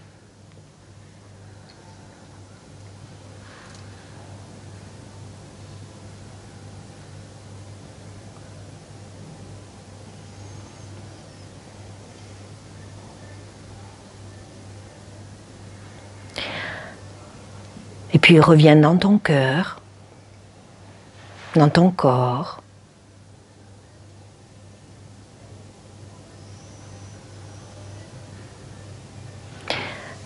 quand tu te sentiras prêt, tu pourras ouvrir tes yeux.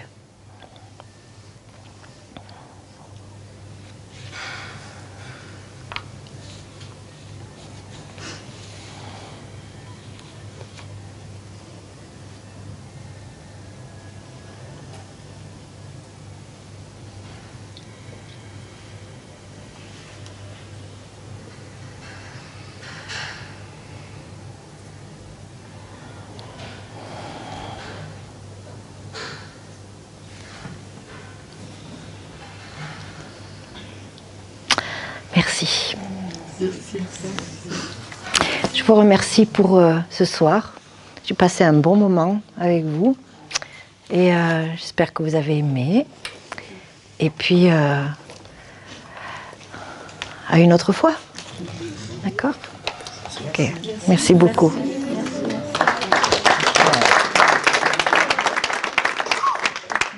Merci.